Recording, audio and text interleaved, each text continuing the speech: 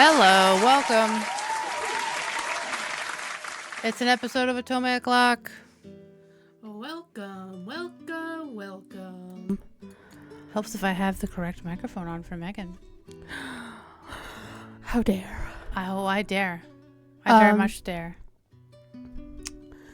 So, we are going to play Will's Fruit for Made Marion. Well, first we need to introduce ourselves. Hello and welcome. This is an episode of Otome O'clock. At Otome O'clock, we play Otome games. What's an Otome game, Megan? An Otome game is a dating simulator. Typically you play as like a female character, but there are games where you play as, you can like make your own character. For this game, we are playing as Marion from the Robin Hood folklore. And we are just smooching dudes from Robin Hood folklore. Specifically, today we will be starting Will Scarlet's route. We are skipping Robin, because he's a little bit of what one might call a fuckboy. Yeah. And it's fun harassing Will. We harassed Will a little bit. We played the extendo demo. But yeah, I guess we should introduce ourselves. I'm Ashlee, A Button. I normally stream on this channel, but for Otome O'clock, I'm joined by Mega-han. I am here for Otome O'clock, and when we do RPGs, technically with tabletop RPG streams, but we play them over the internet in person. TTRPG, but virtual. Yes. That there's like a less clunky way of making that statement. I'm not sure what it is. There probably is. But yeah. And we have our special tea tonight because not only are we going to be playing a dating sim, we're going to read it to you. So it's going to be story time. I'm just going to double check and confirm that we're not going to have a half hour again of just the title card. And I actually can see my face on the screen. I cannot believe. Thank you for the people that showed up on YouTube to watch that. I know it's... Boy. I'll be honest, I really didn't feel like going through the drama of like trying to recapture footage, and I have a tight turnaround, and also other streams, and also day job, and also apparently I needed a new refrigerator this weekend, so some things happened. Do we have captions on our videos? There's the auto-generated ones. God help you. Might do. We'll talk about things that Megan would do. Yes. CapCut might have a feature for that. Also, shout out to CapCut. Not sponsored, but I use it to make things, and it makes my life easier. I've only used it once. I managed to mess up using it, because I only used it once, but I was trying to make a GIF of specifically Kermit from the Muppet Christmas Carol, where it was like, it's one more night till Christmas or whatever. And I wanted to edit it for Dragon Age the Veilguard. So it was like, one more sleep till Veilguard. But I managed to fuck it up, and the bottom caption didn't show, so I could not show it. They didn't have a green screen Kermit GIF that you could have used? No, I messed it up somehow. I saved over the file or something. With the original file. Good work. Good work, me. All right, so the developer of this game is Velvet Cupcake Games, correct? Yes, you can find them on Tumblr. And are they on Blue Sky? They are on Blue Sky. You need to show them some love. They are on Blue Sky. I believe they just started one, and they weren't probably... They started being active when I started posting about Made Marion a little bit. I'm not sure how active they are. They are definitely very active on their Tumblr. They post updates all the time. But yes, show them love. The extended demo is out now for free, but this is the full copy that we have. Yes. Now, how does Made Marion release in comparison to other games? This one is route by route instead of chapter by chapter.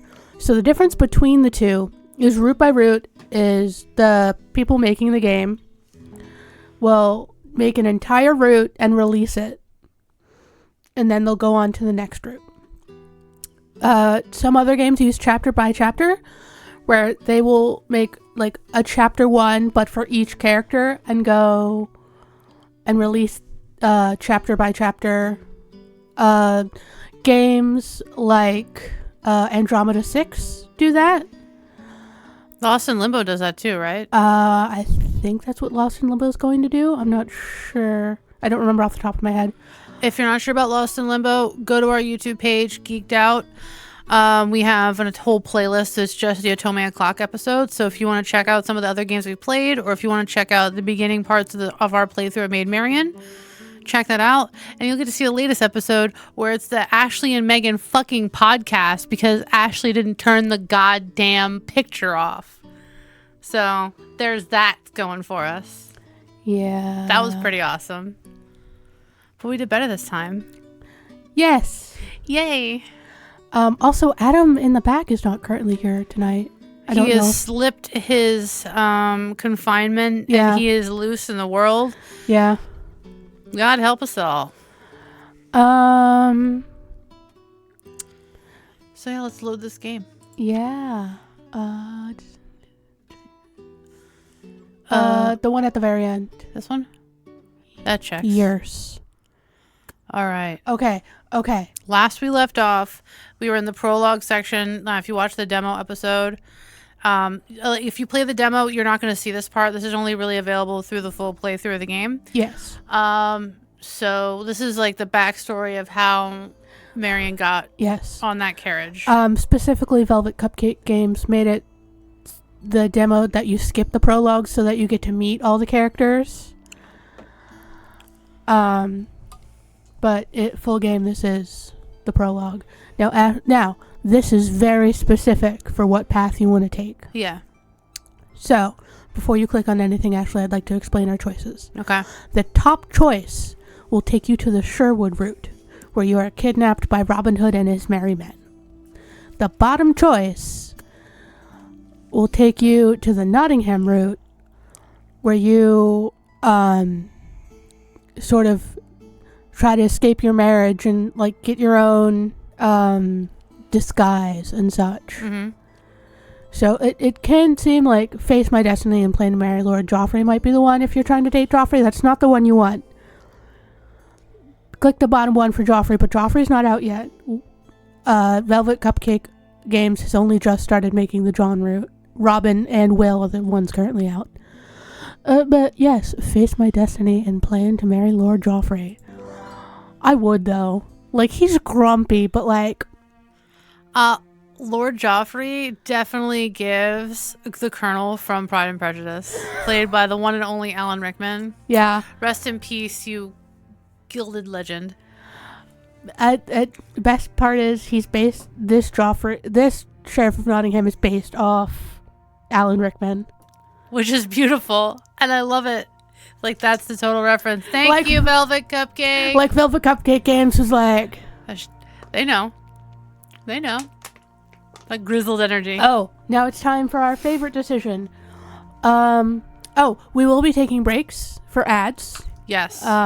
Which are going to be beneficial for us, because a lot of reading. You know what? How about we switch every time there's an ad we have to break for? Okay. That'll help us know when we get to switch up. Do you want to be Marion first, or should I be Marion first? I'll be Marion first. Am I?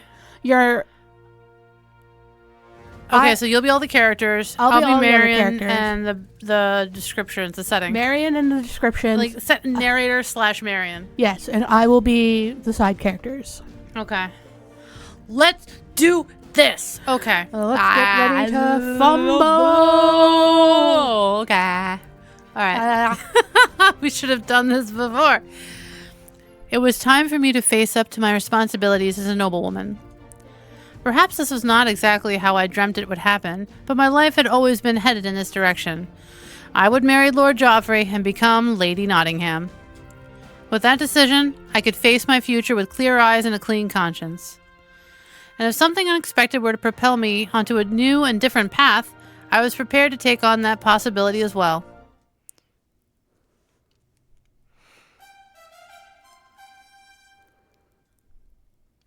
This part we've seen before. Chapter 1, Some Most Unusual Bandits. So this was Sherwood Forest. Is there a clicky? Clickies! Sherwood Forest, a vast forest south of the town of Nottingham, known for being particularly wild and magical. Nottingham Holding encompasses most of the forest, making it complex holding to run. Well, and glossary. Love a glossary. Love a live glossary. Love a glossary. So this was Sherwood Forest. I gazed out the window of my carriage, watching the sea of green roll by. Sherwood appeared far more lush than our local forest in Glastonbury. Huge broadleaf and pine trees were coated in emerald moss, anchored by an explosion of verdant ground cover. The green upon green seemed to stretch on forever. Here and there I saw particularly unusual, magically enchanted plants that stood testament to this massive woodland being the seat of power for the Fae.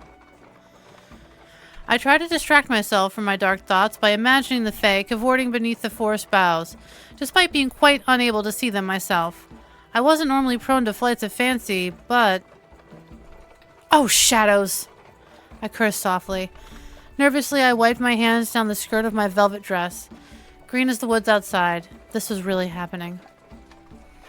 I'd been trussed up in my country noble best and shipped off to marry a man I'd never met.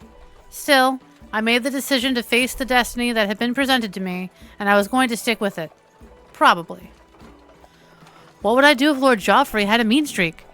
Or worse, if he was violent? Beat his ass! Beat that bitch ass. I gazed down at my traveling boots, in which I managed to conceal a small dagger. It was no doubt insufficient against a man with a lifetime of combat training and an entire troop of guards, but it was all I had.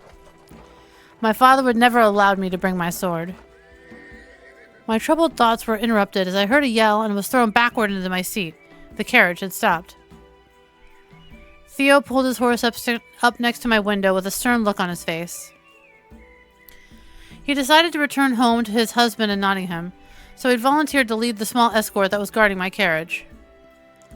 Fallen tree across the road. It's probably nothing. Lock up tight, just in case. I nodded and pulled the wooden shutters down over the windows, locking them securely. The doors were already locked, but I tested them anyway just to be safe. Surely it couldn't be a bandit trap.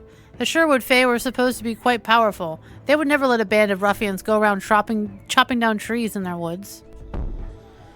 I gasped as a loud thump sounded on the carriage roof, followed by shouts and the muffled sounds of battle all around me. Bet it was Robin's bitch ass.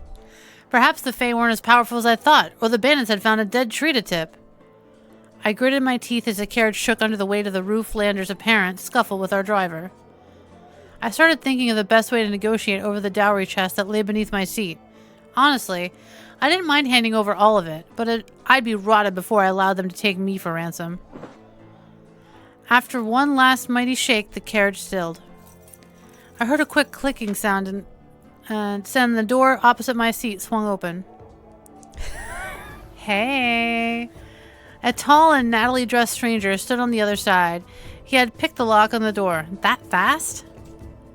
He was dressed like a Briton. Click it for me. I need to know if I was correct or wrong. The southern portion of Avalon continent is called Brittany. It was conquered by King Arthur and has been part of the Kingdom of Avalon ever since. Britons speak a French-like language and their society is rapidly moving away from feudalism. Aha! So it is France. He was dressed like a Briton, and I'd heard that folks from South Brittany could be dark-skinned. Or perhaps he was a Sunjati with a fondness for British fashion? That would be odd, at least in this part of the country. Sunjati, a civilization of city-states ruled by wealthy merchant prince family, is located on the continent south of Avalon. Known as the Sunland, Sunjata is dominated by a monotheistic religion and is the most technologically advanced society in the world. He removed his sword belt and slid onto the seat next to me. The belt and pair of long, scabbard swords landed softly on the opposite seat. He languidly crossed one leg over the other as though he were here for tea. Then he turned to me with a thin half-smile. Hello, princess. He spoke in a fine tenor, with no trace of accent. But, princess? Really? Don't mind me. He then folded his arms and turned his gaze to the opposite wall, seemingly done with conversation. I backed against the door behind me and stared at his fine clothes in apathetic manner. This man couldn't possibly be a bandit, could he? Confused and a bit frightened, I couldn't force my mouth to work out for a few moments. Finally, I managed to bleat out. Who are you? I'm just keeping an eye on you. Boss's orders. Wouldn't want you traipsing off into the forest, would we? He hadn't answered my question, but now I knew he wasn't the boss. Perhaps that august personage was engaged in a lively fight that I could still hear outside. I had a feeling my guards didn't have the advantage. There weren't a lot of them. We hadn't expected this. If I was going to try and escape, best to do it while I only had one man to deal with. Which one? How do you want to play this? Do we want to be a little fighty? Yeah. Then I would try to escape out the door. Bandit didn't appear slow or foolish, so I needed to rely upon my greatest strength in order to escape. Attempt to escape out the door behind me. I sighed and slumped back against my seat, trying my best to appear resigned to my fate. The silent man seated next to me appeared similarly relaxed, but I could see from the taut line of his jaw that he was actually ready for action. I probably wouldn't be able to get past him and out the open door onto the other side. That left the locked door on my right, which would plunge me directly into ongoing fracas outside. Perhaps it would be for the best. My guards could probably cover me. I had room to pull out my boot dagger as well. Better to go down fighting than stay stuffed in this carriage with a sullen, albeit handsome, stranger. I tensed up as steadily as I could, then lashed my arm out, aiming to unlock the door and shove it open with my foot. That never happened. I don't know exactly what did happen, because before my hand ever touched the latch, I found myself flipped down onto the seat of the carriage, with my captor pinning my wrists above my head and grinning down at me. Nice try. Brave if stupid. There was just the slightest hint of approval in his voice, but it barely registered. My mind was awhirl with confusion. How could any mere human move that swiftly? Who was this man? And what was he going to do with me if I had let him keep me in this compromising position? I scowled up at his smirking visage. Unhand me this instant! He didn't move a muscle. His knees were between my legs, pinning my dress down in such a way that I couldn't even try to kick him effectively. And let you try to escape again? I don't think so. The boss wants you unharmed, and I can tell you're itching to take a swipe at me. Not recommended, by the way. His smugness was insufferable. Angry and embarrassed, I was about to unleash a string of invectives when I was interrupted by 3 oddly spaced knocks on the closed door behind me. My captor's expression turned serious as he gave me an order. Lift the latch. He was too smart to move his arm and do it himself, opening himself up to another escape attempt. He barely loosened his grip enough to let me move my own left arm. I reached back and did as I was told. It's open. He called out as he hauled me upright, still keeping a firm grip on my arms. He held them behind my back as the door opened. I peered out at the man on the other side. Based on his bold posture and confident half-smirk, this was most certainly the boss. Dressed in expensive-looking leathers, he approached me with the brashness of a bandit and the grace of a nobleman. This experience was getting stranger every minute. Hello, my lady. Robin of Locksley at your service. Will, what in places are you doing? She's a handful, boss. Now my captor sounded more fretful than threatening, but he still wouldn't loosen his grip on me. Let me guess. You told her nothing. Figured you prefer to do the honors. The man called Robin turned his attention back to me, fixing his face in a welcoming smile. He placed one foot on the carriage step and held out his hand to assist me. Sorry about my cousin, Lady Marion. I'm afraid there's not much time to explain, but never fear. Never fear? When were they when they were here for me? When they knew my name? I could see 2 of my guards over the affable Robin of Locksley's shoulder. They were knocked out and tied together on the side of the road. I glared at the hand outstretched towards me as I tried to gather my thoughts. Oh, for shadow's sake. Huh! With that, Will tossed me unceremoniously at his boss. I let out a pathetic squeak of surprise as I tumbled out of the carriage. But when Robin caught me in his arms, I exploded into a flurry of thrashing limbs and angry punches. I heard Theo yelling for me to run, but I couldn't manage to struggle free. This man's lithe look was belied by the strength of his grip. He held me tight while dodging my attacks. Hey now, wait, not the eyes. My, you are a handful. He was laughing, the jerk. Sorry, cuz. I think this will make things easier. Mr. Temper had apparently fetched a few lengths of rope. With the same unnatural speed I'd seen earlier, he tied my feet together, then my wrists. Robin let out a frustrated sigh as I wriggled ineffectually in his arms. This is not the way to treat a lady, Will. Not my fault she doesn't act like one. Oh, bitch. Oh, bitch, I love him. And we do need to get out of here before that one gets free and causes trouble. He jerked his thumb back toward the carriage. I turned my head and saw Theo tied to one of the wheels, struggling angrily against his bonds. Several men dressed similar to Robin were stowing weapons and mounting great stags before riding them off into the forest. I didn't see anybody trying to loot the carriage itself, an odd fact that occupied my mind until I was distracted by the sound of flapping wings. A large dove nearly smacked me in the head before landing on Will's shoulder. It pecked him several times, and he swore softly. We need to get out of here, now. Robin nodded. The two rushed over to a large horse and worked together to hoist me over the saddle. Robin hopped on behind me as I hung there on my belly like a sack of potatoes. Now, if we untie you, will you promise not to struggle? And risk falling off the back of a horse? I may have been hopping mad, but I wasn't stupid. I nodded, and Will came around to either side, cutting my bonds without comment. Robin helped me up and settled me in front of him in the saddle. His chest pressed against my back as he reached for the reins. It was far too close for comfort. It was strange, though. He didn't stink like most bandits did. Actually, was that cologne I smelled? Bitch, you are in the middle of the woods. Why are you wearing cologne? 'Cause he's gotta smell fresh for the ladies. Robin spurred the horse into a trot down a deer track that led deeper into the forest. I looked angrily back at my new captor, hoping he'd be more forthcoming than the last one. Who are you? Why are you kidnapping me? It's not a kidnapping, it's a rescue, milady. What kind of rescue involves tying someone up and carting her into the forest without a by your leave? He chuckled, not looking the least bit repentant. A certain damsel in distress wasn't giving us the benefit of the doubt. A shame, really. Now hush. We're making a getaway from folk who would actually do you harm, and that mouth of yours is far too pretty to gag. I didn't think he was serious about gagging me, but that only raised my ire. I wanted to smack him so badly. Instead, I let my shoulders sink in humiliation. All those years, training with the sword, fighting off bandits and raids from neighboring holdings.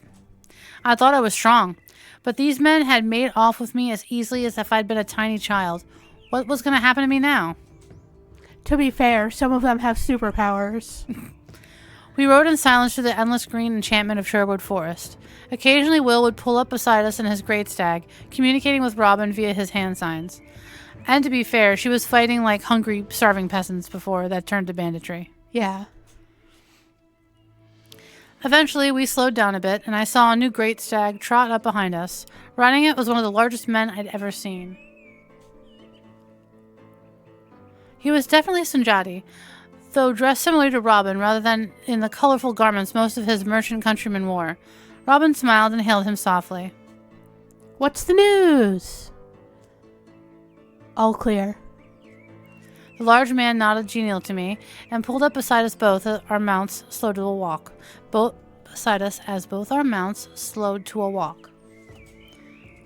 Hello, Lady Marion. I'm John, Robin's second. It's good to meet you. Unlike Will, he had a noticeable accent. I couldn't help but think it pleasant, hearing those round vowels in his deep voice. I found myself smiling back at him briefly before checking myself and schooling my features back into a frown. Hello, John. You seem like a reasonable fellow. Would you mind asking this barbarian here to take me back to my carriage?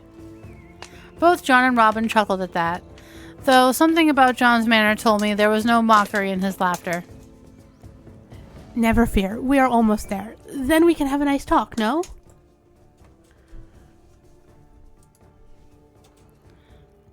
Of course, that was my plan all along.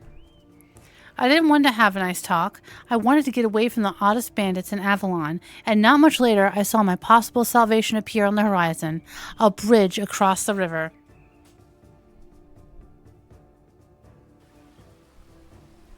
If I could keep Robin from holding me on the horse, I could jump into the river and swim to freedom. Now is the perfect time to grab my boot dagger. I reached one arm down as steadily as I could, pretending I needed to scratch an itch.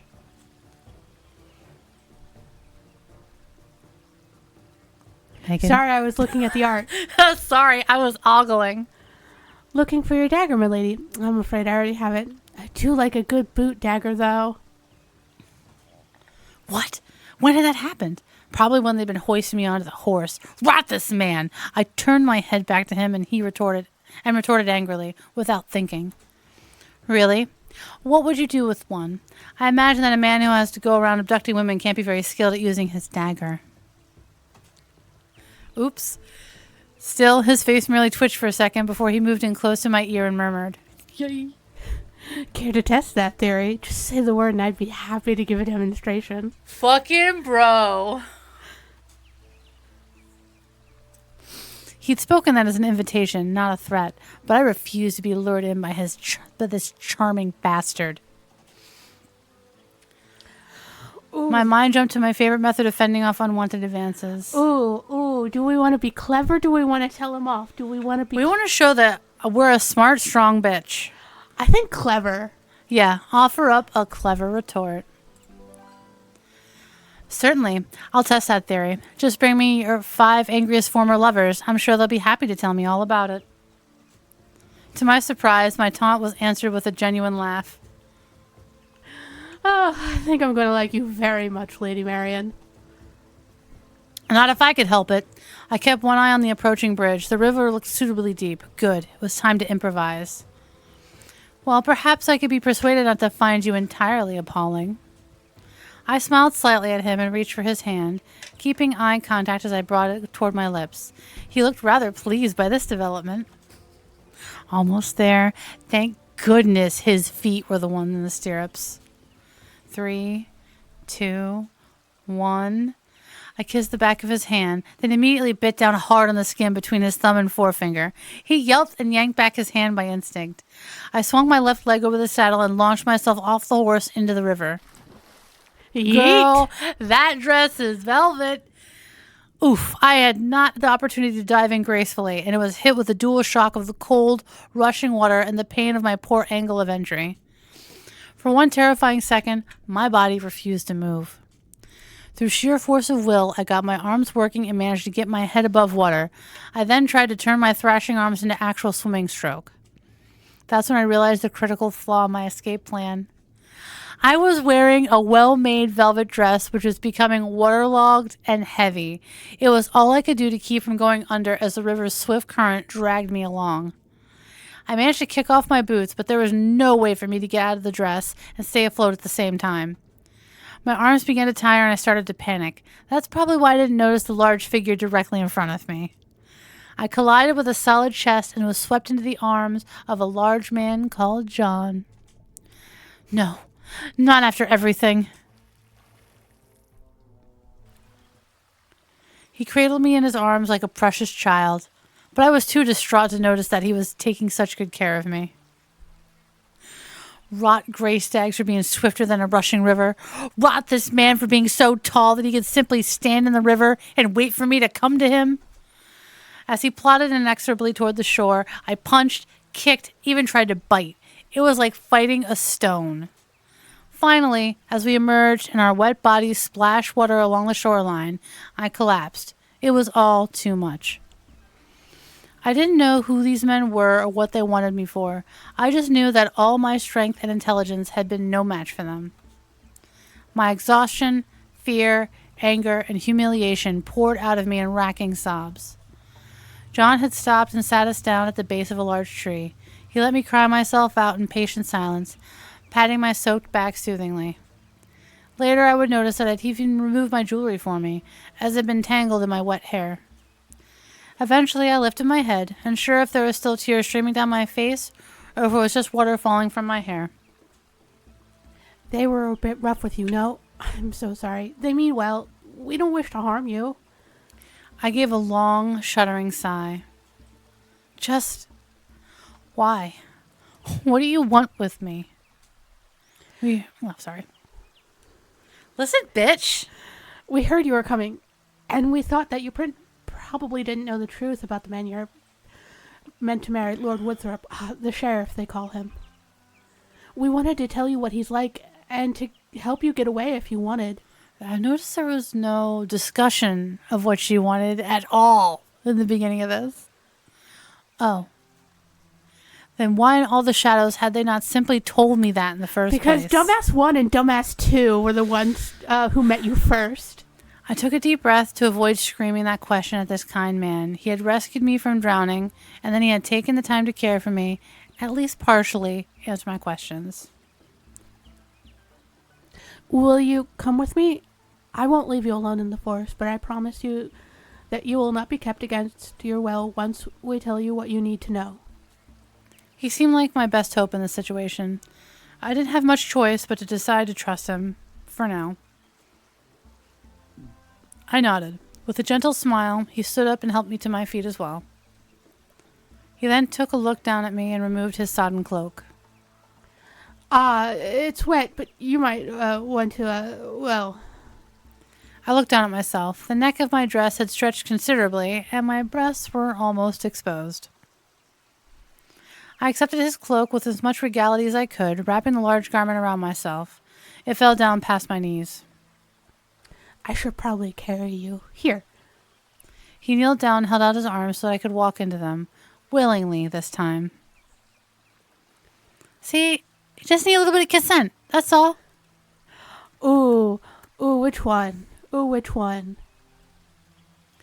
I'm tired. I sleepy? You can carry me just this once. It's like, and you know what? He asked. He was nice. He was polite. He spoke to me. He was polite. He understood what consent meant. All right. You can carry me just this once. To show those other two fuckheads, this is what happens when you fucking communicate. I took a step toward him and winced as I snapped a twig beneath my bare feet. I forgot about having kicked off my boots in the river. I suspected I wouldn't regret letting John carry me. Despite my waterlogged attire, he lifted me up as though I weighed no more than a twig.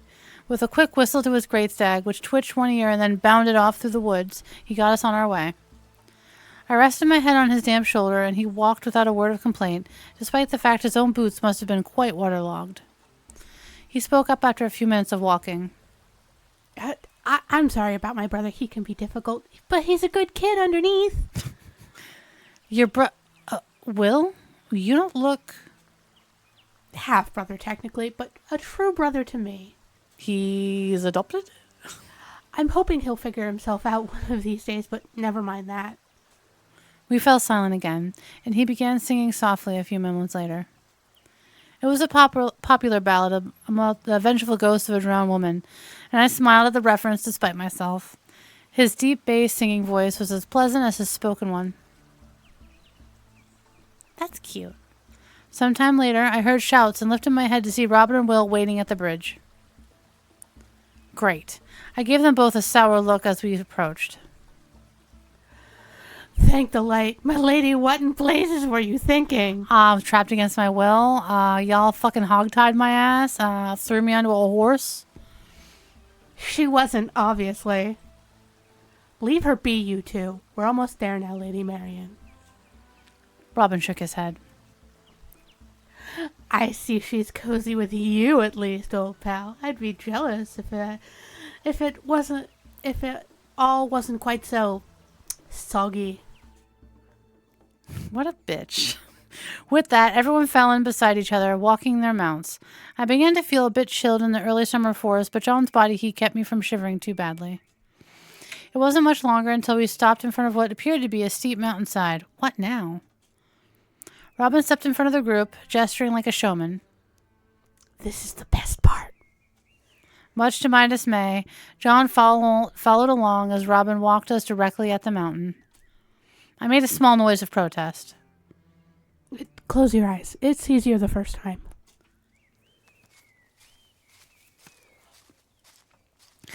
Oh, why not?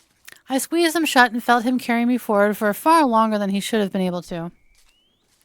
My stomach began to flip with worry when I realized we should have run into a rock face some time ago. Still, he kept walking. I squeezed my eyes shut as tightly as possible and prayed for the shadow's protection. All right, you can open them now. I did, and what I saw in front of me nearly defied description. Robin grinned as he showed off the absolutely impossible camp we'd wandered into. Lady Marion of Gladstoneberry, welcome to the headquarters of the rebellion against your fiancé.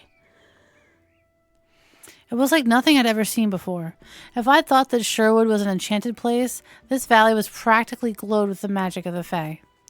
This was the kind of secret forest glen I'd read about in accounts written by the few humans who'd wander into Fairy and managed to return with their sanity intact. A huge clearing stretched out in front of me, but it was not the kind of cleared land you'd see in a human settlement. Sure, the stony fire pit in front of me wasn't unusual, but beyond that, the landscape was dotted with cottages that had literally been grown from the earth. Every building in this camp was constructed of living trees, with hardly a sign of tool use or other human construction to be found. This camp had to have been directly created by the Fae. No druid had power to command plants in such a manner. Who were these people who had captured me? I tore my eyes from the sight and opened my mouth to ask a question of Robin when we were interrupted by a loud shout. Light above and shadow below. What did you boys do to this poor lass? A thoroughly ordinary middle-aged woman bustled over to us, looking quite cross. Ah, Nell, meet Lady Marion, who? Yes, time for that later. Come, my lovely, let's get you cleaned up and out of wee Johnny's cloak.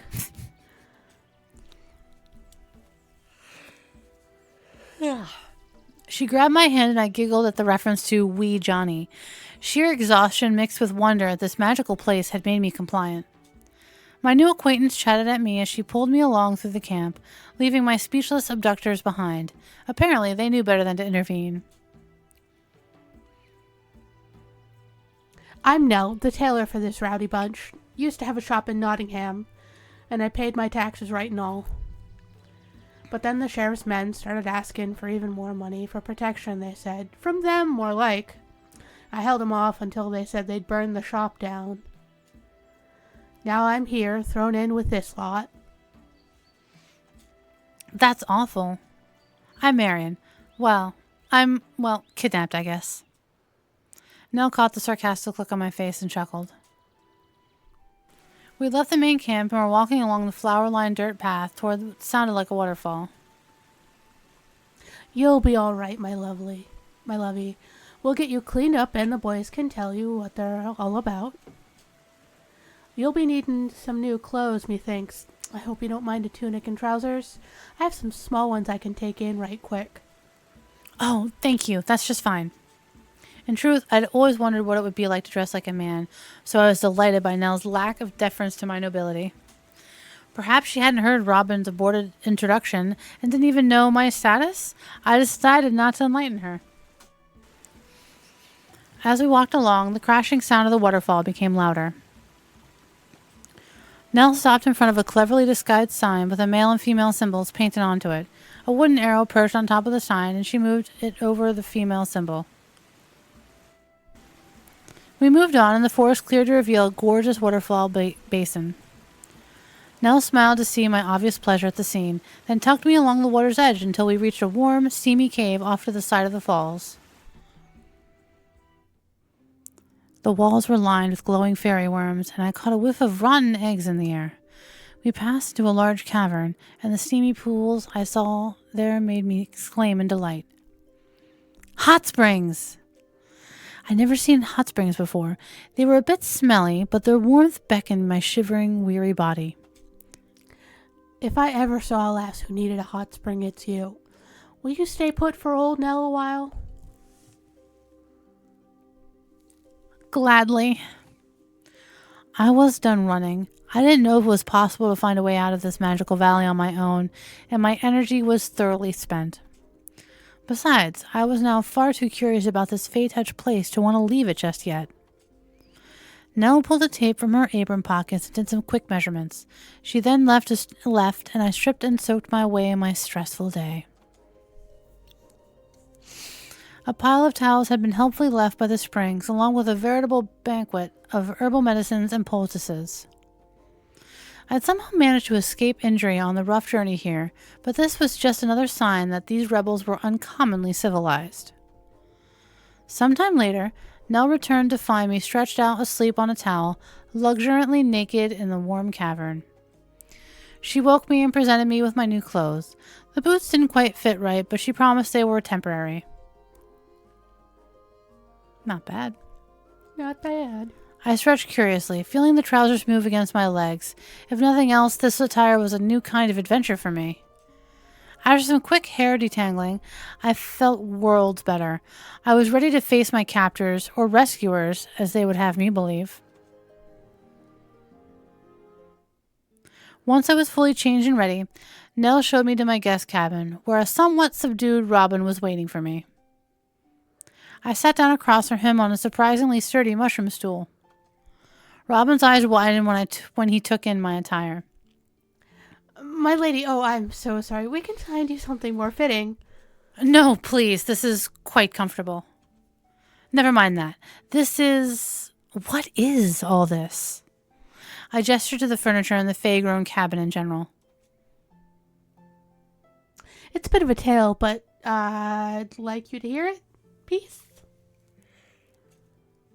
He held out his hand, then pulled it back slightly in mock concern. If you'd keep your teeth to yourself this time. I wanted to give him an earful about the way he treated me thus far. And yet, his unexpected sincerity along with his natural charm lowered my defenses. I suppose there was no real harm in hearing him out. As long as you behave. I gave him an uneasy smile, which he returned readily, looking relieved. Then he sat back and began his tale.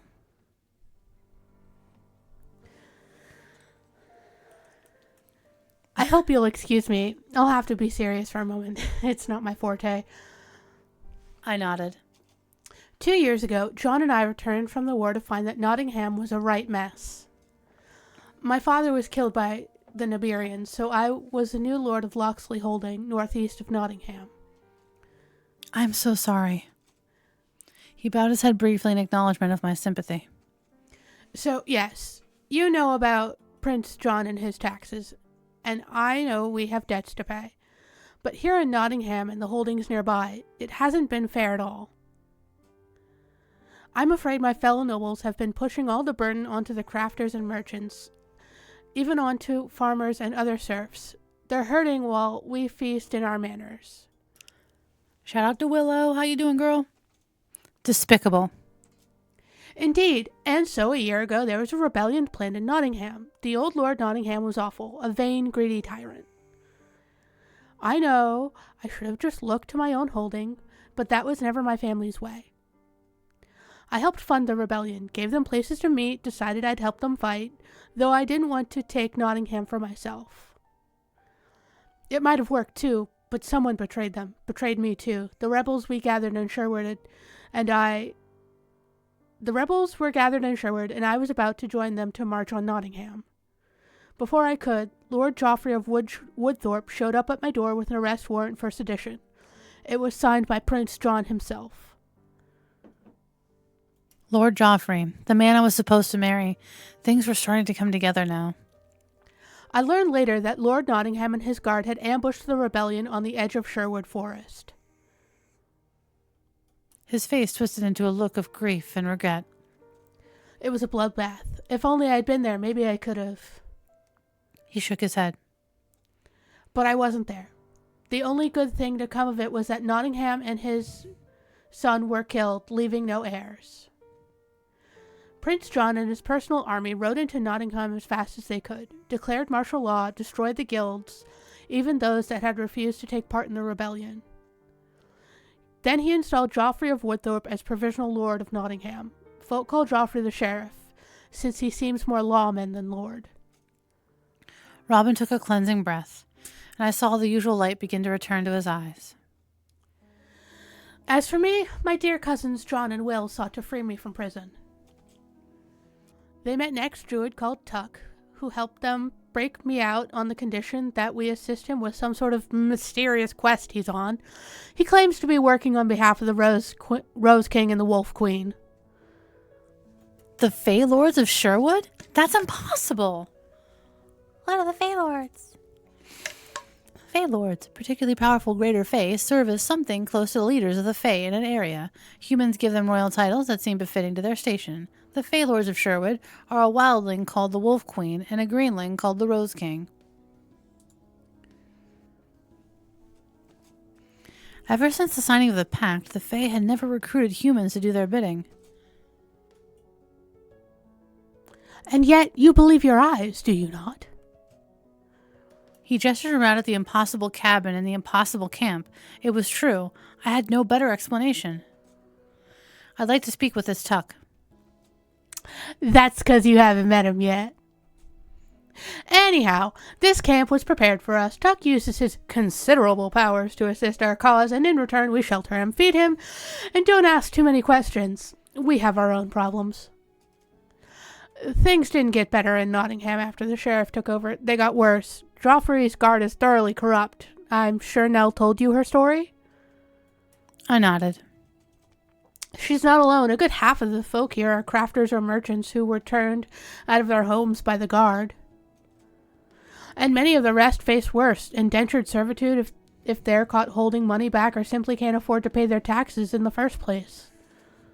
I inhaled deeply in shock. But that's practically slavery. Indeed, and conditions worsen every day in Nottingham's poor districts, with hardly anyone hiring labor anymore. That's where we come in. How are you acting on all of that from here? I won't lie. It's rough for us. Joffrey has the soldiers, the weapons, the money, and the power. But we have one thing he'll never be able to take from us. A ridiculous amount of optimism? The power of public opinion. He paused for effect and noted the skepticism written across my face.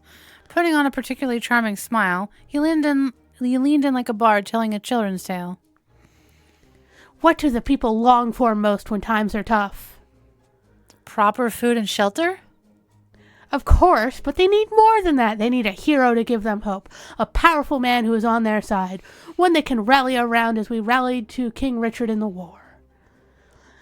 They say heroes come from the light, right? But what happens when those in the light are Venal and wicked? That's when your hero has to come from the shadows. An outlaw hero.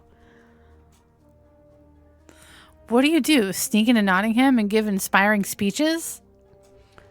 He laughed. We protect them from the sheriff's goons. We rescue those who have been indentured. And best of all, we steal from the rich and give to the poor. You're philanthropic bandits? Exactly, and let me tell you, the sheriff's infuriated by us. More folk are joining our cause every day, and hopefully we'll soon have enough for a real rebellion. I had to admit, his enthusiasm and strength of will were infectious, even if I wasn't entirely sure whether he was genius or a madman. But that aside, Lady Marion, we have a spy in the sheriff's manor, and when she told us about you, we knew we had to rescue you from a future with that man. And now that I've met you, well, you're brave, intelligent, beautiful. He doesn't deserve a woman like you. So what would you bid me to do now that I'm your prisoner instead? I may have said that more pointedly than necessary, but the way they'd rescued me still stung.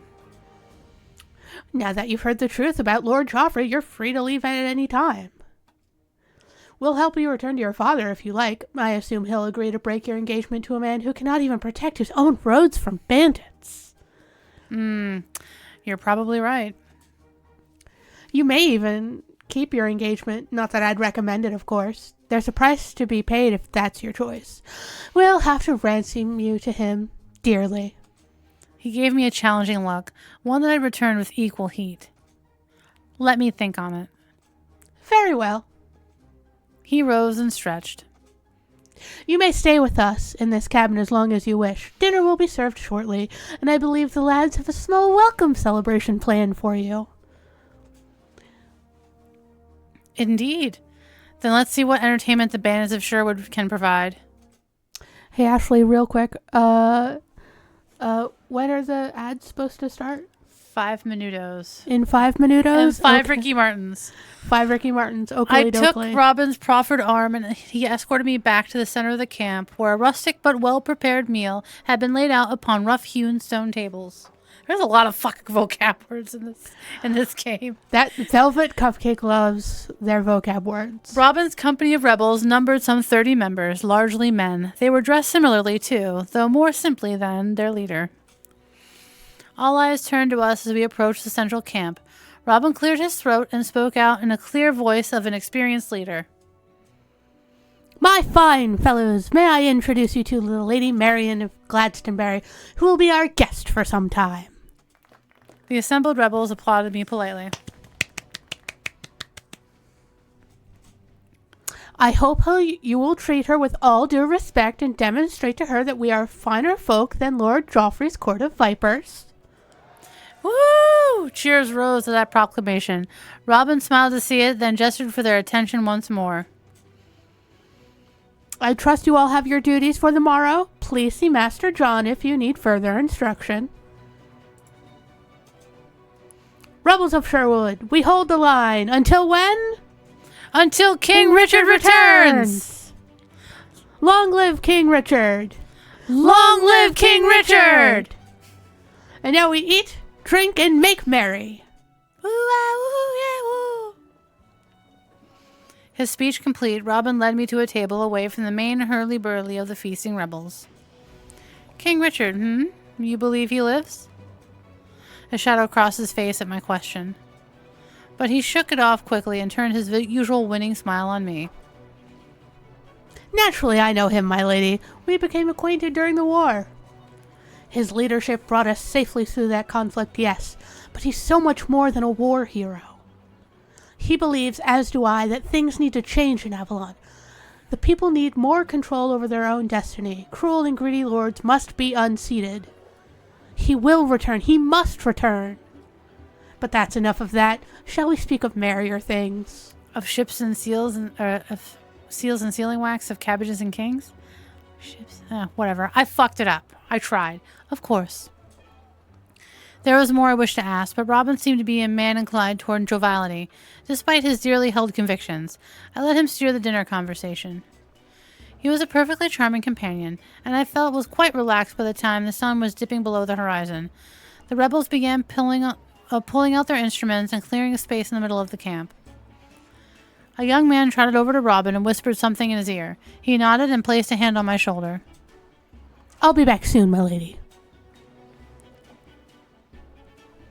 I was left alone as the sun set, sitting on the edge of the growing festivities.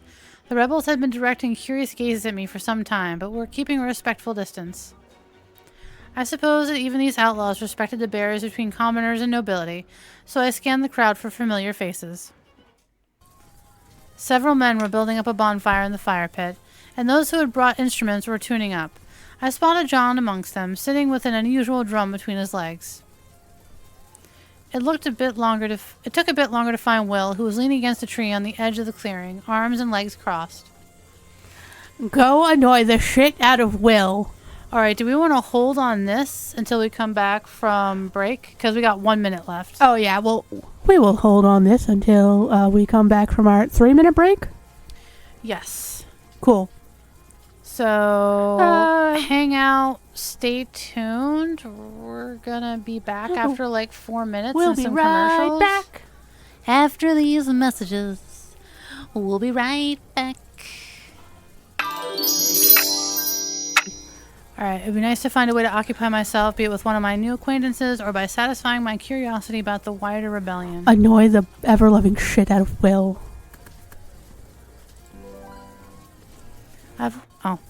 We've switched because it's break, so now yes. You're crown. I've always had a bit of a contrary streak. Seeing my erstwhile carriage bandit looming at the edge of the crowd, I couldn't help but want to needle him a bit. I strolled over to Will, who gave me a half-cautious, half-questioning look. Hello, Will. Are you going to stand there like a stick in the mud, or are you going to dance? Do I look like someone who knows how to dance? I eyed his fancy outfit. Frankly, yes. Well, I don't.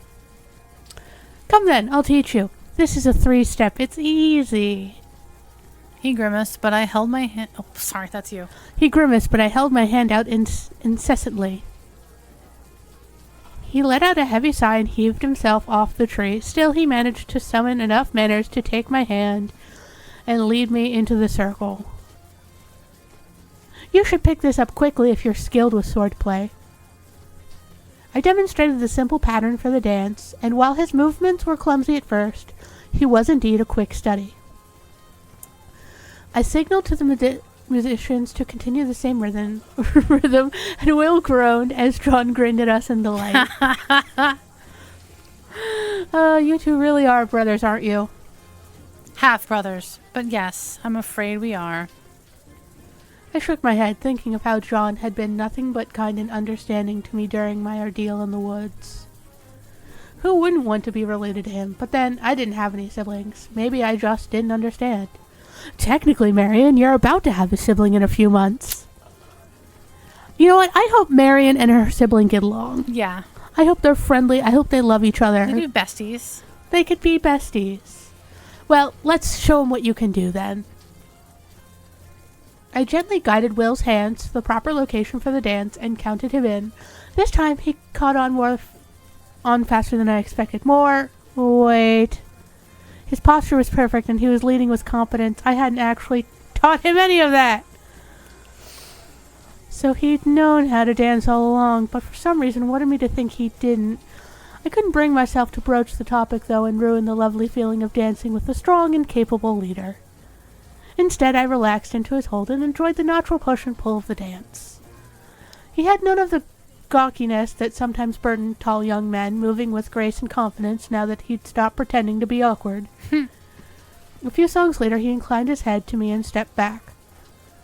Are you satisfied now, Princess? It's Marion, and yes, thank you, you did very well. We walked together to the edge of the crowd, and Will didn't object when I sat next to him on one of the rocks that bordered the camp's central area. We watched the others dance for the rest of the evening, Will amusing me with mildly acerbic observations to the participants. I found him rather pleasant company now that he'd softened to me a bit. As twilight darkened into the night and the bonfire burned down, the rebels began to drift back to their longhouses and cabins.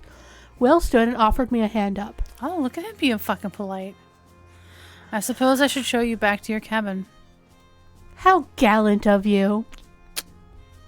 He fetched a couple of lanterns that shone with an unusual blue glow. Were those will-o-wisps in there? I supposed if living trees and plants could be coaxed to grow in the shape of buildings, will-o-wisps could be conversed into serving as lanterns. There were so many questions swirling around in my mind that I had no idea where to start. Lanterns in hand, Will escorted me to my guest cabin, and I bade him good night. Just as I was turning to open the door, I heard him clear his throat awkwardly. I looked back at him. Was he expecting a tip? You know, Robin is charming, and my brother, well, he gets on with everyone. Why'd you choose to keep me company tonight? Did I detect a hint of the real Will under that sardonic front? It was a rather sweet question, but I knew better than to make a big deal of it. I guess you could say I'd like a bit of a challenge, and since you're dressed like a gentleman, I was curious if you could actually act like one. I see. I think I'll let you keep your final judgment on that to yourself. With a curt wave, he turned and vanished into the night. I smiled to myself as I entered my cabin. I like to think he's blushing a little like, boo, a girl stopped dancing with me and I was actually really mean to her. Oh, boo. John's gonna be like, oh. Is Marion about to be my sister-in-law? Shut the fuck up, John. If John's not careful, now I'm about to be his wife. It's like, Will, am I about to have nieces and nephews? Shut up, John. Inside my cabin, I plopped the lantern down on the wood burl table and collapsed onto the bed. There were night clothes in my size sitting on the end of the bed. That must have been what Nell was doing during the party. I wondered what the expected exchange was for favors done by a person who wasn't one's vassal. I'd never faced such a transaction before, work done neither out of obligation nor for currency. That question would have to wait for the morning. I shrugged out of my day clothes and into the night ones, then buried myself beneath the blankets. I stared at the blue light across the way. How exactly do I douse a magic lantern? I spoke to myself, but the floating orbs blinked softly, then went out. Well, that was that then. Just ask. Yo, could you turn yourself down? Thanks. Sleep claimed me in an instant. I guess it's a more involved version of the clapper. Yeah, it's like, hey, night guys, deuces. I was awakened by birdsong and mottled light beaming through my window. It took me a few moments to get oriented as my mind ran over where I was and how I'd come to be here. Right, then, it was time to get to it. What exactly was I going to do now? I was in a good position to negotiate for my own freedom with my father. If Robin of Locksley was as good as his word, and I suspected he was, I'd have assistance and shelter while I extricated myself from my engagement. On the other hand, who was to say that my father wouldn't simply begin looking for another nobleman upon whom to pawn me off? And was becoming a good lady of a hold truly what I wanted out of life? Just months ago, it was the only future I could have seen. But today, I was starting to get an idea, a crazy, dangerous idea that would turn my entire life upside down. It felt like a new door was opening to me, if only I were brave and reckless enough to walk through it. I'd always thought of myself as an eminently sensible person. Was it time to throw away that identity or time to reclaim it? Oh, we're joining the rebellion, ladies and gentlemen! I had a sense that Robin would keep his promise of a safe return if I desired it, and yet before me stood a grand adventure that could change my life for good or for ill. True, Robin and his friends might have been a bit barmy, but I had my own goals in mind, and if this rebellion succeeded, I'd have personally assisted Nottingham's new leaders, and that was an excellent position to be in.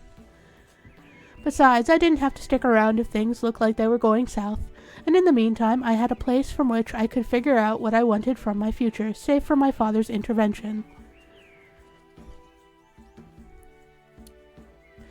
Mind made up, I strode confidently out of my cabin and spotted Robin and his lieutenant sitting around a stone table some distance away. They looked up at me as I approached, but I took my time, taking a seat and smiling pleasantly at them. I'd learned from bitter experience that the first step to be taken seriously was to act as though my inclusion was a matter of course. Robin and John looked at me with cheerful expectation. Will appeared uninterested, idly carving a block of wood with a small sharp knife. But the final face at the table was the one that drew my attention. It's fuckboy talk! This new man looked more like a bandit than anyone I'd met the day before. His rusty red hair was artfully disheveled, and as was his dark-hued outfit. Is he romanceable? In the DLC. Nice. I still like Will more. He had several days of beard growth and some obvious scars to his face. There was a rugged handsomeness about him that drew the eye. He set down the wine goblet that he'd been idly swirling and put out his hand. Leighton Tuck, resident druid. He said simply, taking my hand and shaking it firmly instead of kissing it. I raised my eyebrows and heard Robin chuckle. As well mannered as always. Pray forgive him, milady. He doesn't have the proper respect for any of his betters. If I ever meet my betters, Locksley, I'll be sure to summon some respect. That longer utterance betrayed a Stenish accent. Interesting. It wasn't all that often somebody made it to this side of the wall. Robin's mysterious druid was becoming more and more of a puzzle. Stenish. region north of Avalon continent with a clan-based society, separated from Avalon proper by a gigantic wall of magical plants, which was erected by King Arthur after Stenlin refused to join the pact. The magical old ways are still practiced there. So is that supposed to be like Ireland, Scotland? Yeah, it's Ireland, Scotland. Yes, yes. Anyhow, Lady Marion, you look like you have something to say. I've decided what I want to do next. I took a breath. I'd like to join your rebellion. A hush fell around the table. Robin looked cautiously pleased, and Leighton appeared thoughtful or scheming. It was difficult to tell. John seemed concerned, while Will looked angry for some reason. After a beat, Robin broke the silence. Well, now, this is unexpected news. But welcome news all the same. We'll be sure to take very good care of you, Lady Marion. Wait, are you too serious? What could she possibly contribute? She's a lady. She doesn't even have a trade. She doesn't have... I cut him off with a cross look. This was the moment I've been waiting for. I may have failed to show my worth on the road yesterday, but now things are under my control. I'd be happy to show you what I can do. Would someone kindly fetch me a sword? Sure would. Chapter 2. My future in my own hands. I love the ooh-woo accent you put on there. Robin grinned. Fancy a bit of sparring, do you? We can certainly arrange that. He looked back at the brothers. Of course, this gives the nice young lady access to sharp objects. Worry what might happen to you, Will? Ha! Funny you should say that, cuz. Remind me what she did to you before going on her little swim. Robin merely smiled and turned back to me. There you have it. No objections. We'll go fetch the practice blades. Leighton, would you mind terribly showing Lady Marion to the practice field? And do not try to seduce her on the way.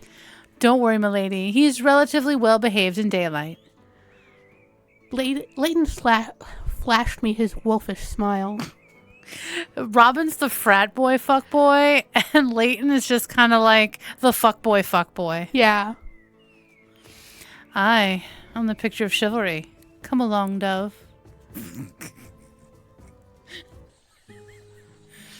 He led me to a large clearing in the middle of the magical valley. It was clearly deserted, but it was set up with archery targets on one side and practice dummies on the other. A small river meandered through the middle, providing a natural separation between the sides.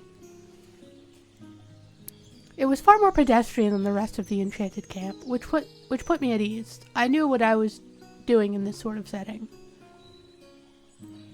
Leighton eased himself onto the ground, the picture of idle repose. His wine goblet was still in his hand, and he sipped from it before patting the ground next to him. I sat down a bit farther away than he'd indicated. I hadn't exactly made a habit of sitting on the ground in the past, but I had a feeling I was going to be introduced to a great many more unusual things in the coming days. The druid smirked at my cautious approach, but didn't comment on it. So, Dove, why'd you decide to cast your lot in with us rebels? I answered somewhat snappishly, annoyed by the nickname he'd unilaterally decided to bestow upon me. I simply judged that it was in my best interest to do so. Ah, then you're a woman after my own heart. But what could a gang of outlaws possibly have to offer you?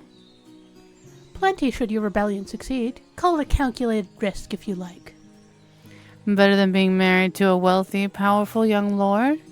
I get that he's half moggy, but still. What's half moggy? Cute UK slang for a non-purebred cat, and Avalon is a slur against Iberians because their pupils are slit like cats. I'm sorry. UK? You call mixed breed cats moggies? Whatever, man. Oh, something's materializing in the room. Uh-oh. Oh, he just came for the za. For the ceremonial pizza. You see nothing. No, there's just a shadow taking pieces of pizza. Oh my god, that's terrifying. You didn't see Oh, the shadow's leaving the room now. Back from whence he came.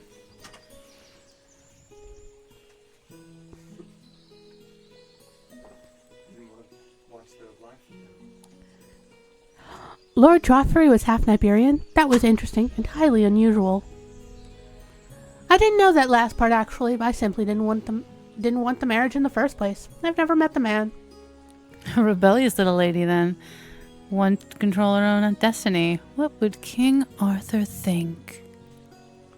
His snide tone was obvious. I suspected the Stanish didn't think much of my kingdom's exalted founder, considering he was the one who decided to lock them behind the wall.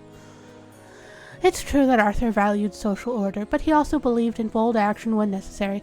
I can't say I'm entirely without sympathy for rebellious Morgana. He laughed. Ah, I like you. It's a shame you'll be sticking around, or I might be tempted to make a rather impertinent proposition. That was a useless remark if I'd ever heard one. In which case, I offer a hypothetical refusal. He laughed again. I shook my head, far more interested in obtaining information from the man than indulging in such nonsense. Tell me, Druid Leighton, what exactly do you do for this rebellion? Oh, this and that. Along with the local fae, I help keep the camp hidden from prying eyes. So you're a midnight druid? I am. And I am not. What do you mean? Watch. He reached down and plucked the bud of a glass flower. Grow. It began to bloom in his hand, a simple act for a plant druid bonded with a greenling fae to achieve. The sun glinted off the fully bloomed flower's transparent petals, a lovely sight. So you were lying about the midnight magic as well? You're a plant druid? Nay, 'twas no lie. Conceal. With that word, he blew on the glass flower and it disappeared before my eyes. That could be nothing but cat, said he. Midnight magic. Fucking cats! Species of scath folk, only fae who purposely walk Avalon in their own physical form. In the human realm, they appear as large cats. They have powers of stealth and camouflage, which they grant to the midnight druids who are bound to them. Kitty fae. But that meant... Furry fae?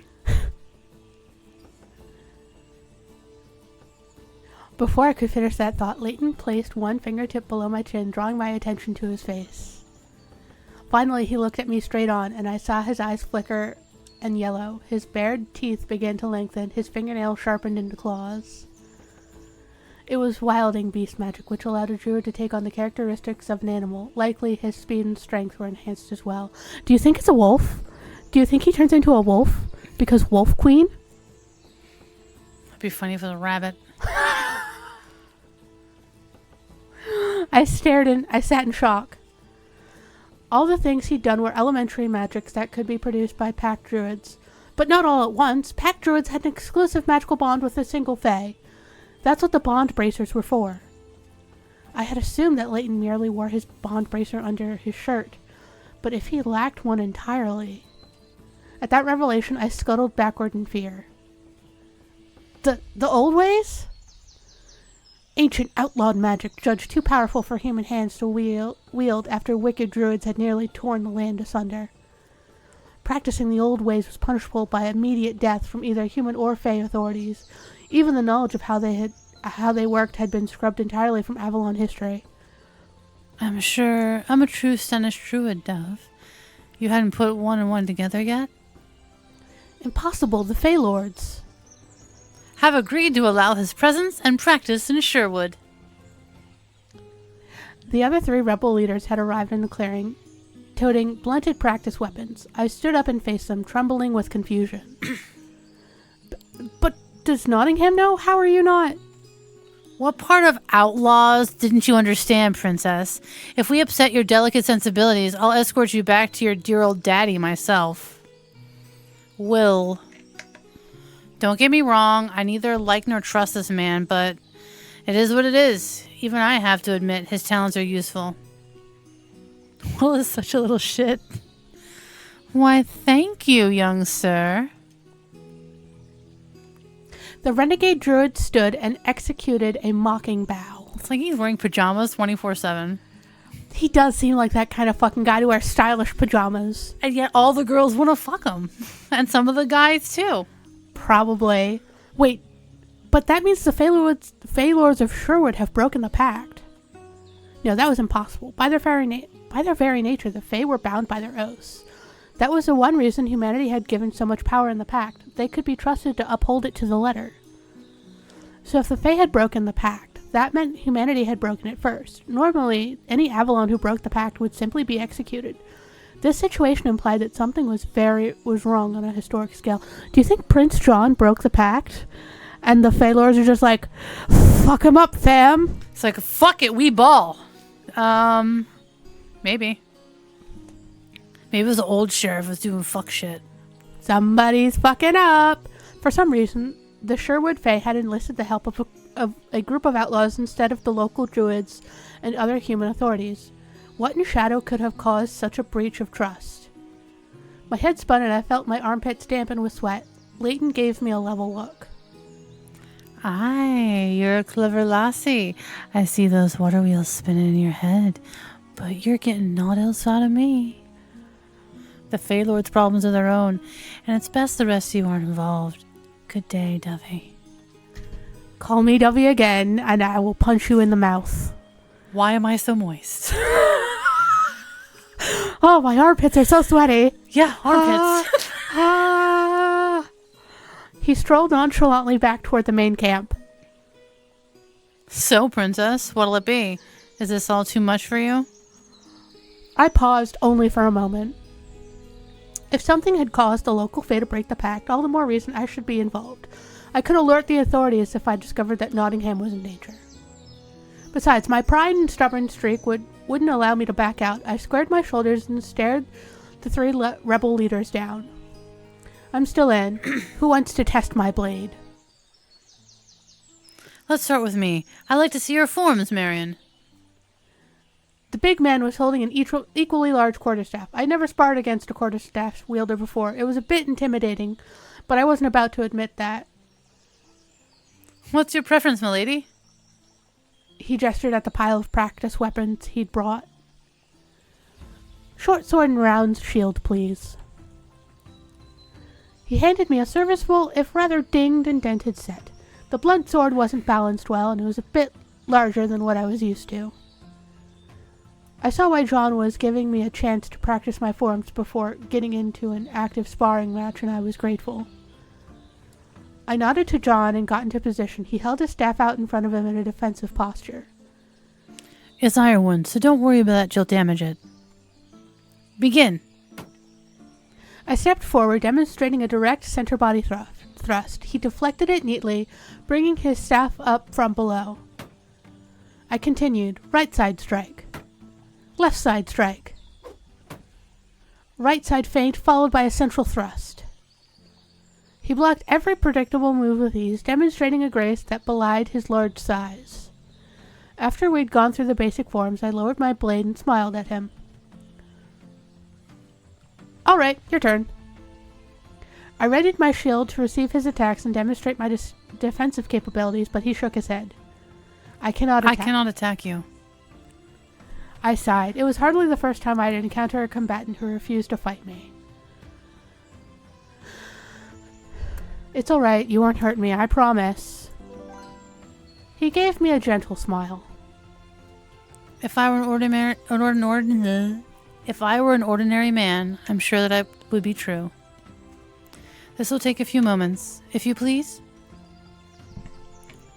He set his quarterstaff aside, and I put my weapons down as well.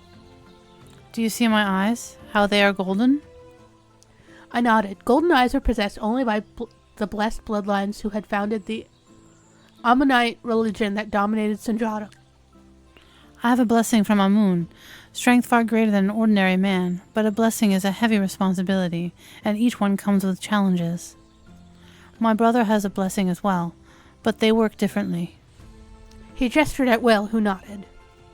He can decide when to use his amazing speed. I cannot do the same with my strength. I have practiced for many years, working to make sure I do not hurt anybody by accident, but it is more difficult with weapons. I am very well trained, and my body can act before my mind can stop it, so I do not fight anybody unless I must. Oh, is that why you fight with a staff instead of a blade? It is. I hope to only knock out my opponent if I judge poorly. I understand. Thank you for explaining. The one motherfucker who will explain without being a dick about it. Yeah. Though another question nagged at me.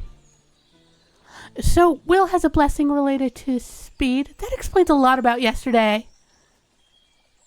I only used it a couple times. He spoke up sulkily. And what's the challenge that comes with your blessing? He's a little shit. My brother might like to blab about his weaknesses, but do you think He uses up his body's stores of energy very quickly. John interrupted him genially. My guy needs pocket jerky. Fine, yes, and I get very hungry. We make sure to keep him well stocked with dried fruits and meats for emergencies. Pocket jerky!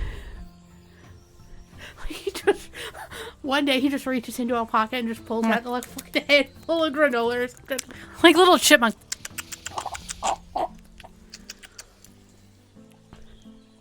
I hope like Marion gets to do that. Like Will uses his power and he's real hungry, but he doesn't have any fucking pocket jerky on him. And Marion just has to be like, pocket jerky? And he's just like, fuck you. Sensing a lull in conversation after that, Robin stood up and dusted off his thighs. All right, that's enough nattering on. Shall we have a go, milady? I am but an ordinary man, so I'm happy to provide you with a true sparring match. That sounds excellent. I will now be beating your ass. Finally, someone I can beat the fuck out of. I picked up my weapons and turned around to see Robin wielding a short sword and parrying dagger. Interesting, he appeared to be left-handed. No shield. Too cumbersome. Now, milady, let's see what you have to offer us. We raised our weapons and advanced upon each other. We were well matched, trading thrusts and parries evenly as we tested each other out. Robin was a nimble fighter with good instincts. My shield gave me an advantage, however. I could use it for both offense and defense, while his dagger could barely bat my sword away. He didn't have the reach to get around my shield, especially with our sword hands being on the same side. We'd just disengaged, but I didn't give him a chance to take the initiative. I charged back with a new plan. I feinted to the left with my sword, but instead swung my shield to the right, aiming the boss, that's the center metal bit right there, Okay. directly at his dominant hand. He leapt backward in a panic, ending up slightly off balance. I took advantage, stepping into a low stance and smacking the side of his left leg with the flat of my blade. He fell on his rump and I pointed my sword at his chest. Yield. Naturally, milady. I was about to relax when I noticed he dropped his dagger and was pawing at the ground with his free hand. I'd seen this trick before. Not likely. I yelled as I ducked behind my shield, blocking the handful of dirt he'd thrown at my eyes. I kicked him in the gut before he had the chance to stand back up. He had padded armor under his tunic, so it wouldn't hurt too badly. He grunted and took a moment to catch his breath as I placed my blade directly against his chest. That wasn't sporting. Luckily, I've fought my share of bandits. I admonished him, though in truth I knew he'd done it to test me. He tossed his sword to the side and stood slowly. I deserve that. Excellent. Excellent. He was grinning at me as though he'd won the match himself. Most men aren't happy to be beaten in a sword fight, you know. But I'm not most men, am I? I rather enjoy a lady with some skill and spice. John chuckled. You should meet his mother. I hardly think we're at that point in our relationship, old pal. Line? I know you're drinking. I hardly think we're at any point in a relationship. More the pity. Will interrupted whatever additional nonsense Robin was about to spout. Terrible, both of you, especially you, cuz. I will slap that hat off your stupid head. He wheeled around to face me. You know, you only beat him because he spends all his time training with the bow, right? Well, excuse me for winning. Are you going to put your fullers where your mouth is? I raised my sword. My sword and shield. My sword and shield. My shield. I raised my sword and shield provocatively at him. Come on, I'm ready. Girl, no, you're not. No, you're about to get beat. Will gave me a sadistic smile and pulled a pair of practice sabers from the barrel next to him. 2 sabers? Not only had I never fought anyone using such weapon style before, I hadn't even known it was possible. You're not ready at all. He eased into position, one saber raised behind his head, the other looking deceptively at ease. Well, are you gonna stand and stare? Are you gonna do? Are you going to show me what you've got? Typo. It's okay. We still love you, Velvet. I didn't let him rattle me. I needed a moment to decide just how I was going to approach this. You know what? Fuck it. Be aggressive. Be aggressive. There was no point in delaying the inevitable. On your guard. I leapt forward and thrust my sword toward his left side, since it seemed the least protected. He parried it neatly with his left-hand saber as his right-hand saber flew toward my shoulder with a swoosh. I barely moved aside, flinging my shield in the way of the blade as best I could. He continued his assault with perfect confidence, an advancing storm of whirling blades. It was beautiful and utterly confounding. I had to stay on the offensive. Shrinking back into defense would simply grind me down into submission. I tried to make a low thrust toward his thigh, but his offhand blade was right there, knocking my sword aside as if it were a gnat. I grunted with the effort of keeping my blade in my hand. Will, uncaring, struck back. Every move he made was filled with purpose. Every swing of his blade was perfectly aimed. I knew he was holding back. Even with these practice blades, he could have easily hurt me. With one final desperate cry, I made a risky move. I pretended I was aiming for a similar shield bash to the one I had played with Robin, but I actually thrust forward with my sword instead. He knocked my sword from my hand with a forceful diagonal slice, laughing, and thrust his attacking saber straight at my unguarded chest. Yield! I yield. I dropped my shield in exhausted surrender. I'd given all my strength to our brief clash, and I was done. Brave approach, but foolish. I didn't even care about his superior attitude anymore. He'd earned it. You're amazing. Where did you learn to fight like that? He gave a seemingly disinterested shrug as he wiped off his practice blades and tossed them back into the bin. I like to think he's a little blushing, like, I'm cool. Whatever. Girls smell. I've always been good at physical things. Saw in a book from Nibiru. Had a lot of time alone to practice when they went off to war without me. You didn't even use your blessing, did you? Why would I? I didn't need it. Didn't need John to yell at me for using it either. I'm glad to hear you're learning. Will rolled his eyes and slumped back against a tree, arms crossed as usual. Apparently, he was done with conversation. He's such a little shit. I love him. I love bothering him because he hates it. Yeah. Robin clapped his hands briskly. Right then. Bravely fought, m'lady. Don't feel bad. Will can disarm most men with one hand behind his back. He looked at John, and the two nodded at each other with the ease of long-time boon companions. We'll have a meeting or two and decide how you might best serve the rebellion, if that's amenable to you. Of course. Despite my ignominious defeat at Will's hands, I've done it. I've proved myself to them. Except to Will, because he's a little shit. Wait. It seemed he wasn't done speaking after all. Of course.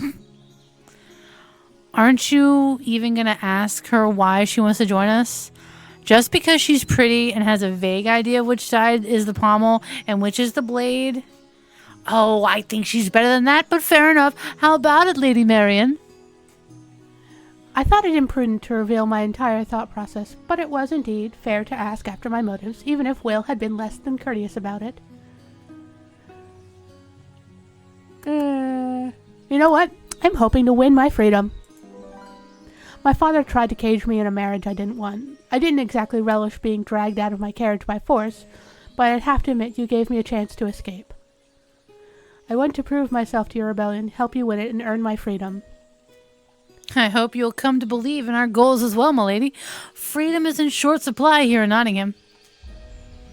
I wouldn't be here if you hadn't made your case to me yesterday. If you spoke true, Lord Joffrey has gone too far. I'd like to confirm it with my own eyes. I like using Robin's voice as like a fucking used car salesman or an infomercial guy or an announcer. He's such an ass. Will looked thoughtful. I suppose that's all right. Bit selfish, granted.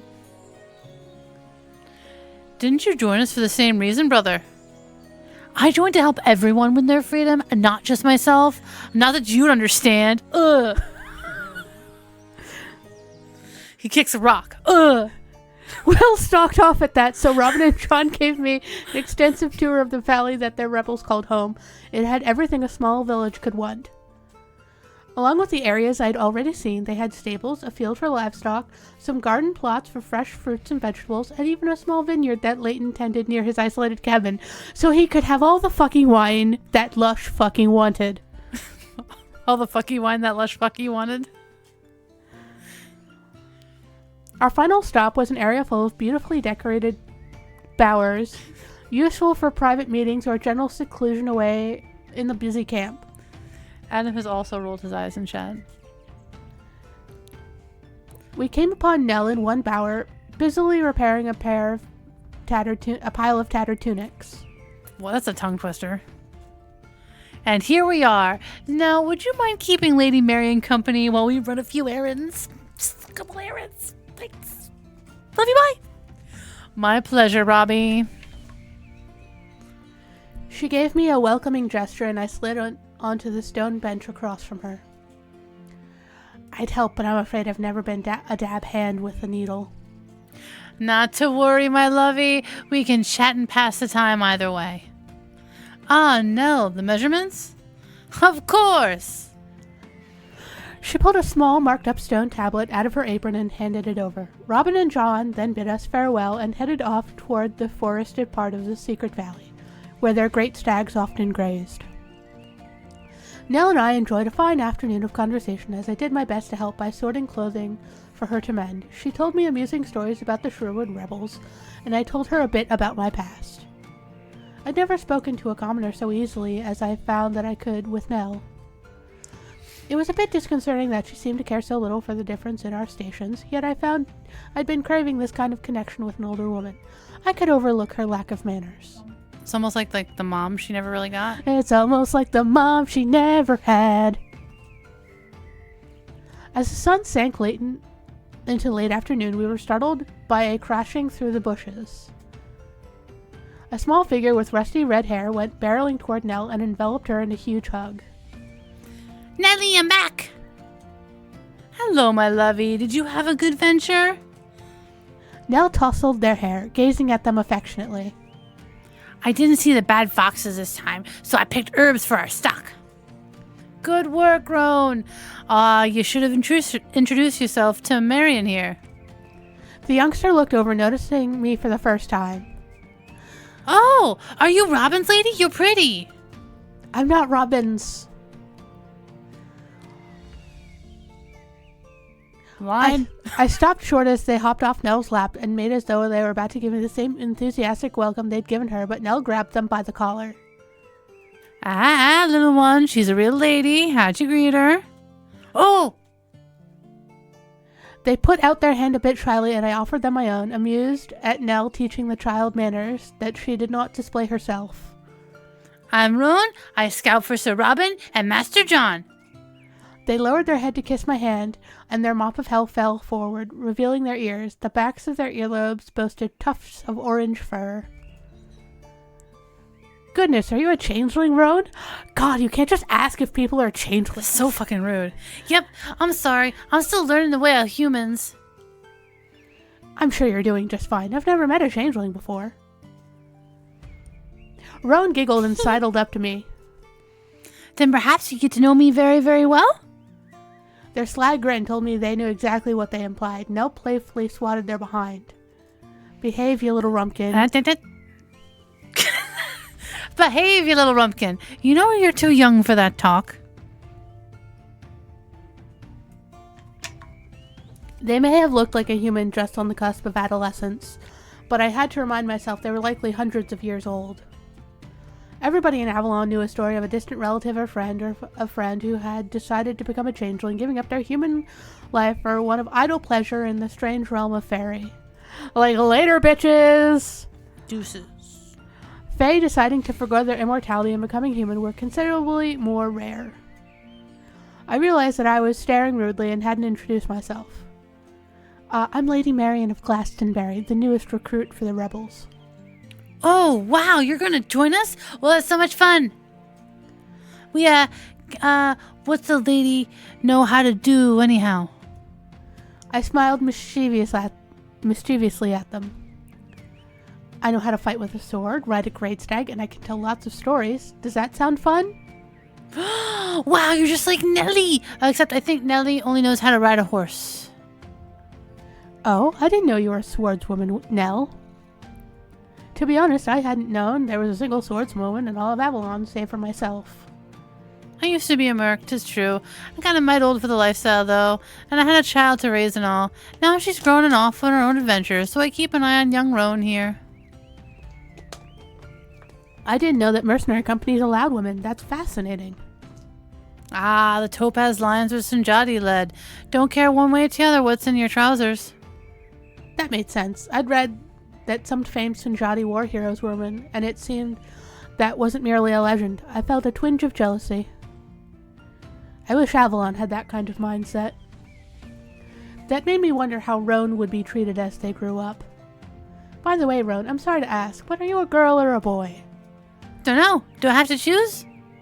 Ah, right, the Fae didn't have sexes like we did. They'd choose to appear male, female, neither by their own whims. Honestly, I didn't know how the physical transition to humanity worked with changelings, and it seemed rather rude to pry too closely. Well, many folk might ask, but I don't think you should have to decide unless you're ready. Maybe I'm just Roan. You know, I think that's perfectly lovely. The sounds of multiple boots crunching through the forest undergrowth interrupted us. Robin, John, and Will approached our small gathering.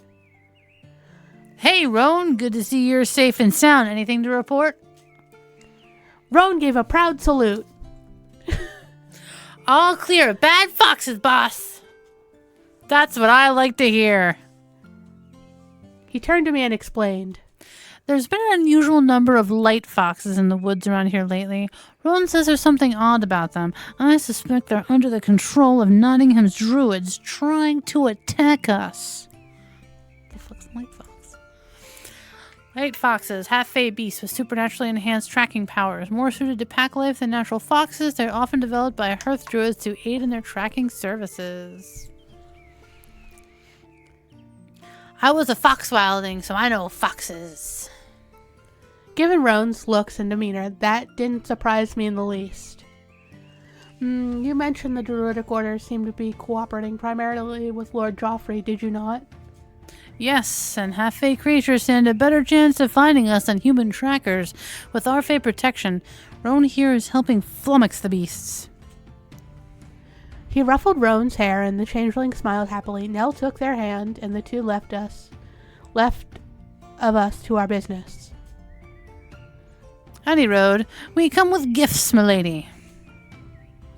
Robin removed his pack and pulled out a pair of soft deerskin boots. These should be more to your size, and here. He removed the sword that was scabbarded about his belt and placed it on the table in front of me. Nell provided you your wingspan, so to speak. This should be sized and balanced well for you. Thank you so much. A smuggler we knew had a small supply. There's been a call for contraband swords of all sizes, what with the swordnance. The swordnance? John grinned like he just told an amazing joke. There's a law in Nottingham right now. Only nobility can carry swords. It's meant to quell rebellion amongst lower classes, but mostly it's just led to an increase in smuggling and some exceedingly long knives. Do they really call it the... They do not. My brother is overly fond of puns. Come now, brother, it's a good one! Will rolled his eyes. I wondered if anybody had ever told him they'd roll right out of his head someday. Then, to my surprise, he stepped forward. He thrust a closed fist toward me. I held out my palm, and he wordlessly dropped a small object into it. Kroga's whistle. I thought my great stag out of reach, but there was a chance she'd hear the whistle's call even if she'd wandered into the borderlands of Fairy while searching for me. So you raided my dowry chest after all. Told you. I'm quick. I hope you enjoyed pawning through my unmentionables. Will snorted. Nothing I haven't seen before. I know what girls are! Had to leave most of the goods on the road, though. The sheriff's men on the way. Thought you'd want that at least. Thank you, truly. It's all I really needed. John stepped forward with a small package for me. Quill, paper, and ink. You'll want to write your father, no? I grimaced. I suppose I should get that over with. But thank you, all of you. Consider it our apology for yesterday, my lady. I suppose I can find it in my heart to forgive you. I spoke teasingly and was rewarded with a duo of charming smiles from Robin and John. I just imagine Will clicking his teeth in the back. Just like, ugh. I decided to write to my father before sunset darkened the sky. I hoped to convince him not to attempt to retrieve me, as I had no desire to be rescued. You know what? Fuck it. Fuck it. Write an angry letter. Tell Dad, him. you suck. Still love you, Marion. The only question was whether I wanted to convey my full anger, my father, now that I was safely far away, or if I wanted to open the possibility for reconciliation in the future. You know what? Just be mad at him. Fuck it. I hadn't yet forgiven my father for trapping me into marriage, particularly since he'd done it by dangling the fate of somebody I cared for in front of my face. I decided it was important to let him know exactly how I felt. To be fair, his fucking plotting and machinations had led to her being captured by bandits in the middle of the woods. Yeah. And listening to bad puns. I wrote a short, angry letter telling him that I joined the rebellion against Lord Joffrey and not to bother. Bad idea. Not to bother searching for me. He's not gonna believe it. He's thinking you're writing it under duress. I made certain to mention the poor security of the trade road through Sherwood, knowing it would goad my father into annulling the engagement. Feeling satisfied, I folded up the letter so that I could seal it and have it delivered to Glastonbury. I'm glad she didn't talk shit about her stepmom. Yeah. Long live King Richard! Long live King Richard! I had taken supper with the leaders of the rebellion, and they just done their daily cheer for their missing king. I hadn't joined in, still unsure of my own thoughts on the matter. Robin noticed, of course. He raised an eyebrow curiously at me. What do you think, milady? Would you be happy if our king returned? I pondered how best to answer him. You know what? Avoid the question. Just swerve. Just swerve. What's most important is how we conduct ourselves as leaders. Good king or poor king, we nobles must lead the way. Robin chuckled. A fine sentiment, albeit one that entirely dodges my question. Drat, he'd noticed. Of course he had. I sighed. It's how I've had to live my life. Some of us haven't exactly had the time to ponder the finer points of central governance over the past 7 years. Indeed. Well, then, I do hope to demonstrate our good king's ideals to you. My rebellion was based on his vision for a better society. And what kind of man would I be if I rejected the challenge of winning you over? He always had a charming, flirtatious comment as the last word, didn't he? I wondered if he spoke to all women out like that, or if he really had taken a liking to me. I have a feeling he talks to everybody like that. Was there an ulterior motive behind that flirtation? I resolved that I would, in fact, watch and learn. There was no merriment that evening, merely soft conversation and gentle music around the fire. Still, I was rather fatigued when I returned to my cabin. It took a moment for me to notice the large furry shape huddled up on the middle of my bed. That is my life. I rolled over this morning and nudged a cat with my foot because I didn't know it was there. And I have a queen-size bed. Cats need to make sure that you are loved. Yes. They have to protect Mom, and also Mom is warm. Mom is warm. I stifled a scream. It would not do to startle whatever animal had decided to make itself home in my tree. I was about to sneak back out and seek assistance when I heard a soft murr from the bed. Oh, ghost kitty. I turned to see that my guest was a rather large cat. It stretched and gazed at me curiously. Do you think when they say, if that's what they consider a large cat, would Ghost in this universe be a cat, said he? Yes. My son, my boy, my 25-pound cat. Anytime I see an animal, I think it's that fuckboy druid. I turned to see that my oh shit, my bad. A wildcat, perhaps, though it was awfully calm. Hello, kitty. Did you have a nice nap on my bed? Would you like to jump back out the window now? The cat merely lay there, blinking slowly at me in contentment. Of course not. It's going to live there now. I walked cautiously toward it, trying to inspire it to flee. Instead, it perked up, awaiting me as though it were a house cat. A suspicion formed in my mind. Cats, said he, were the only greater fae who walked physically in our world. They looked like just like ordinary cats or wild cats, which is why Avalons always treated cats with respect. It was considered quite rude to identify a cat, said he out loud, so common courtesy was to play along with their ruse, even if they were doing a poor job of hiding their nature. Like this particular cat. May I pet you, your highness? I held out a tentative arm. The cat rubbed its head on my hand in greeting. Well, it looks like we're going to be friends then? Too large to be a domestic cat, too friendly to be a wild cat. The cat, said he, it was. This is the moment I need the glossary from the good people who have the pronunciation for the proper way to pronounce city. Yeah. I sighed. Why not? My day obviously hasn't been odd enough. Time for bed, kitty. The cat stared at me, and I had the strangest feeling that it was telling me it wished to be called something more dignified than kitty. You wish me to call you by name? I thought for a moment. Will Aiden do? It suits a majestic feline like yourself. It accompanied that vocalization with a friendly headbutt against my hip. A positive response, then. And vaguely gender neutral. So we don't have to guess whether it's a dude cat or a lady cat. All right, Aiden. Now, I truly do need some sleep tonight, all right? I doffed my clothes and slipped into my bed. My new feline friend curled up on my feet. The warmth was rather welcome. It took some time for me to fall asleep. My mind was racing through all the incredible things I had encountered. A renegade druid practicing forbidden arts, 2 men with divinely granted powers, a changeling, a cat city, all led by a single, all-too-human former lord whose greatest powers seemed to be a touch of charisma and a dollop of infectious idealism. Who were these people? At that point, I couldn't even think about regretting my choice to join this motley band. I was far too curious about what I would see on the morrow.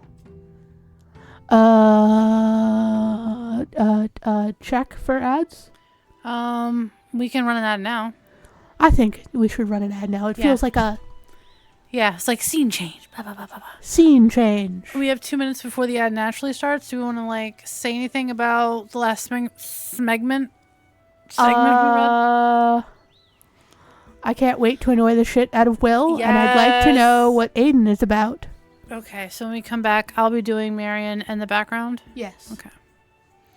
We will be right back after these maybe so not so quick messages. And we're back. Okay, now it's Ashlee's Be Marion in the background. And I'll be everyone else. Yay. Yay. The next morning, I met the rebel leaders at the Bowers, per their instructions. Even Leighton had joined them. I fought off a small shiver of fear at his presence. Good morning, my lady. Are you ready to make the decision of your life? That sounds grandiose.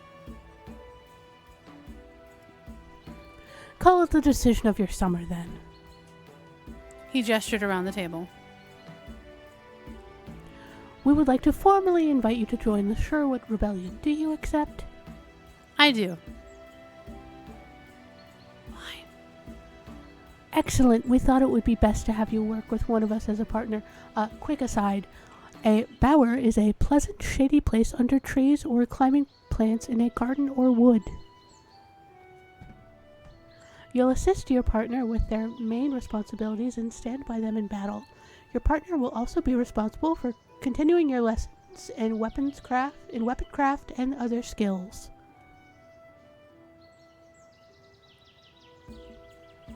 I was tempted to keep you for myself, but I was reminded that it was best to give you a choice. He winked at John, who flashed a satisfied smile.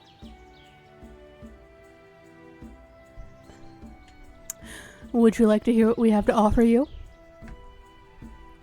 Interesting. I suppose that working directly with one of these men would be the easiest way to integrate me into the group. The rank and file of the rebellion members, Nell and Rowan aside, still seem shy of me. Go ahead, I'm listening. Then naturally, we'll start with me. Beyond my role as the rebellion's leader, I'm responsible for working with the people of Nottingham and ensuring we're ready for the uprising. I lead our most visible aid efforts, particularly in the brambles where the poorest of Nottingham's people live. Your experience as a liege lady would fit in well with my work, and of course I'd enjoy helping you hone your archery and sword fighting skills. You know, I would like to do Robin's route eventually, just because I want to know what the fuck's going on. Okay. I don't know if we can do it platonically, though, sadly. John? The large man turned his golden eyes on me. I'm looking into the corruption in the Sheriff's Guard. I help protect people from their threats and abuse. I am also trying to discover who is most responsible. I still think it goes directly back to Joffrey himself, but it couldn't hurt to identify the other ringleaders. We have a bit of an argument there. I'm not sure Joffrey is fully in control of his men. John smiled genially at his friend, who shook his head but allowed his second to continue. You have dealt with many difficult nobles, no? I believe you could help me solve this mystery. I can teach you how to defend yourself better, even if you do not have your weapons at hand. And I swear that I will protect you and keep you safe. And he'll be as overbearing about it as possible. Please choose my brother. Perhaps then he'll stop looming over me every moment. All right, well, why don't you tell the lady what you can offer her as a partner? What? No. Are you refusing to work with her? She'd only slow me down. Robin kept up his usual merry smile, but there was a slight edge to it. And what gave you the idea this was optional, my boy? Will clenched his fists in anger. Why should I always take your orders? I have as much say in this rebellion as you two. You need my skills and connections. I need you to learn to be a leader. Once I have regained my title, who is the heir of Locksley Holding after me? I am. He did not look happy about that fact. And what better way to begin honing your leadership skills than teaching an intelligent, skilled young woman to assist you in your tasks? Your squadron might be content to act as your cleanup crew, but should my lady choose you, she will play an active part in your missions. Will looked like he wanted to say more, but thought better of it. Fine, she can run lookout, I guess. She will do more than that. Go on. Will paused, then looked at me with an exaggerated sigh. I have 2 jobs. I'm our connection with the Magpie, a famous local thief. He's currently leading a network of spies who support the rebellion. He's also my mentor. Will smirked at Robin. The rebel leader frowned but said nothing. John's grimace was far deeper, but he kept his peace. I'm also investigating the indentured servitude program in Nottingham. It's all tangled up between Lord Joffrey and the Druidic circles. I rescue folk who wish to avoid it, and I'm trying to see if we can put a stop to it. I could teach you 1,000 things about the Blade if you're good enough to learn them. Maybe some infiltration skills if you have the knack for it. I've never taught anybody before, but if His Highness of Lockley insists, I'll see what I can do. You should still choose my brother, though. I would like you to choose me for a better reason than that, and nothing will keep me from trying to stop your foolishness, brother. All right, I think that's the best we'll get out of the lad. He slapped the stone table in upbeat emphasis. So, who would you like to work with, milady? I looked thoughtfully at the men sitting around the table. Robin quite obviously wanted me to choose him, and my experience did make me a natural partner for the rebel leader. He might not advance my martial skills as much as the other 2 men, but he was easy for me to talk to. He'd likely turn the full force of his flirtatious charm on me, should I choose him, but I was confident I could protect my heart. Fairly confident. John's kindness and compassion had endeared me to him before the others. Rooting our corruption amongst Joffrey's guard might not play to all my natural strengths, but it was a worthy endeavor. Learning the skills he could teach might be useful, though I remember that he would not personally spar me. But might his partnership be too overprotective, or after my long years with nobody to rely on, might I find his protectiveness a balm to my woes? Will didn't want to be my partner, it was true, and I wasn't entirely sure how much I could contribute to his mission. Still, the promise of what he could teach me was quite tempting. I loved the art of the sword, and had never dreamed that I might someday have the chance to train under a true master, albeit a young, brash one. His doubts about my skills and usefulness made me want to prove myself to him. Perhaps it was a foolish notion, but I was never one to back down from a challenge. And Leighton, well, he hadn't been presented as an option at all. In fact, he'd been dead silent the entire time, sipping from his usual goblet of wine as though this had nothing to do with him. It was one less thing to worry about. Frankly, the man frightened me. My choice of partner in the rebellion would strongly shape my immediate future. That was certain.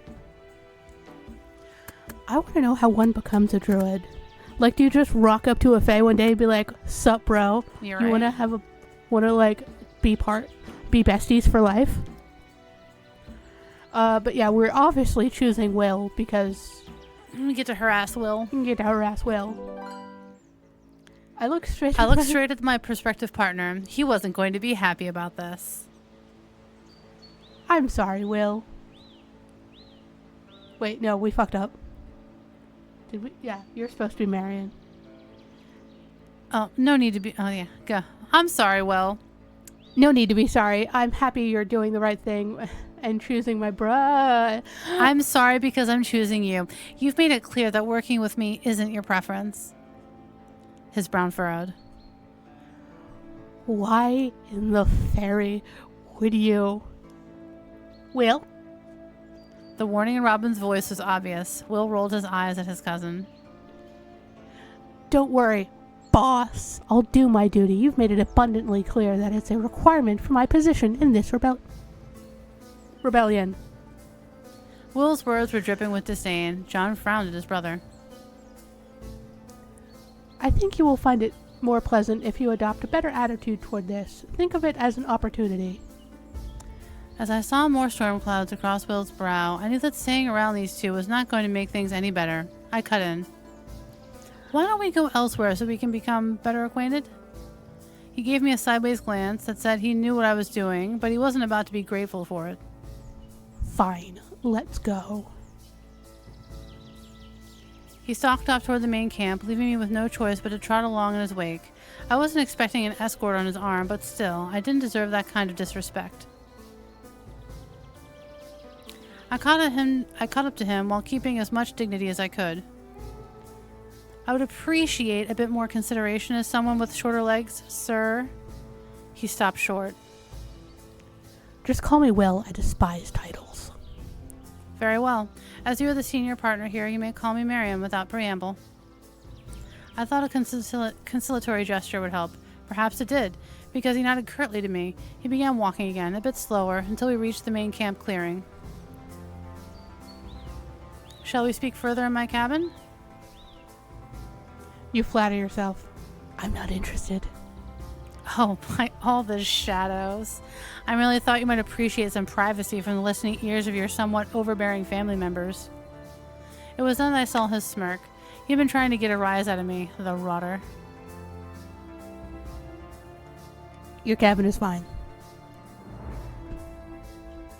Will slumped over onto one of the mushroom chairs.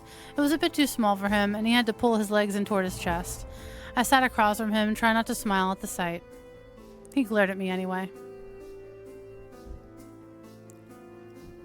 All right, princess, tell me. You know what? I think it's Marion. Sass him. He merely snorted at my interjection before continuing. My brother would have pampered you and kept you safe. My cousin would have doted on you and told you whatever you wanted to hear. I'm not interested in doing any of that. If I must drag you along on my duties, you're going to have to learn to keep up. You'll train until I think you're suited to the task at hand. And it won't be a nice little woodland vacation. Are you sure that's what you want? I never thought you were going to go easy on me. Yes, that's fine. Why? I like a challenge. He seemed to have formed an accurate picture of me in his head. It was aggravating. You've marked me wrong. I like a challenge. It's your fault, you know. The moment you doubted my ability, I was determined to show you otherwise. I've spent the past 5 years proving to a cranky old lord that I'm not some chit to be discounted. I've decided that I'd rather enjoy showing them up. So if you're determined to be cranky old lord in a young man's body, I'll treat you accordingly. Put me through your paces. I'll measure up. I always do. He stared me down for a few moments. I stared right back. That was a lively speech. You'll have to learn a lot more than swordsmanship, though. You're going to need stealth, misdirection, lockpicking, climbing skills. To be honest, that sounds like fun. Does it now? He stood. Guess you'd better get some sleep then. Sleep? It's barely mid-morning. The other two operate during the day usually. The night belongs to me. Thank you, Batman. With a sadistic smile and a swish of his red-lined cape, he slid out of my cabin. The door clicked shut behind him. Fucking overdramatic bastard. I looked at the closed door and began to giggle. The night belongs to me. Did he really say that? Cat noise. The cat said he appeared out of nowhere and jumped up on my table. I patted him and he butted his head up against my hand. Hello, little friend. Did you hear all that? I really dug myself into a pit trap now. He trotted over to the foot of my bed and curled up, ready to sleep. I shook my head bemusedly and prepared to join him. Working with Will was certain to be full of unexpected twists, and yet I couldn't find myself regretting my choice at all. Regrets were for people who weren't about to show a smug, self-satisfied sword master exactly what they could do. Will, the Scarlet Blade, Chapter 1, Taskmaster. And the good news is there won't be much flirting until later on. If it goes how these things usually go. I spent most of the day tossing and turning in my makeshift bed. I wasn't tired at all, but I was terribly bored. I needed a book. Or 5.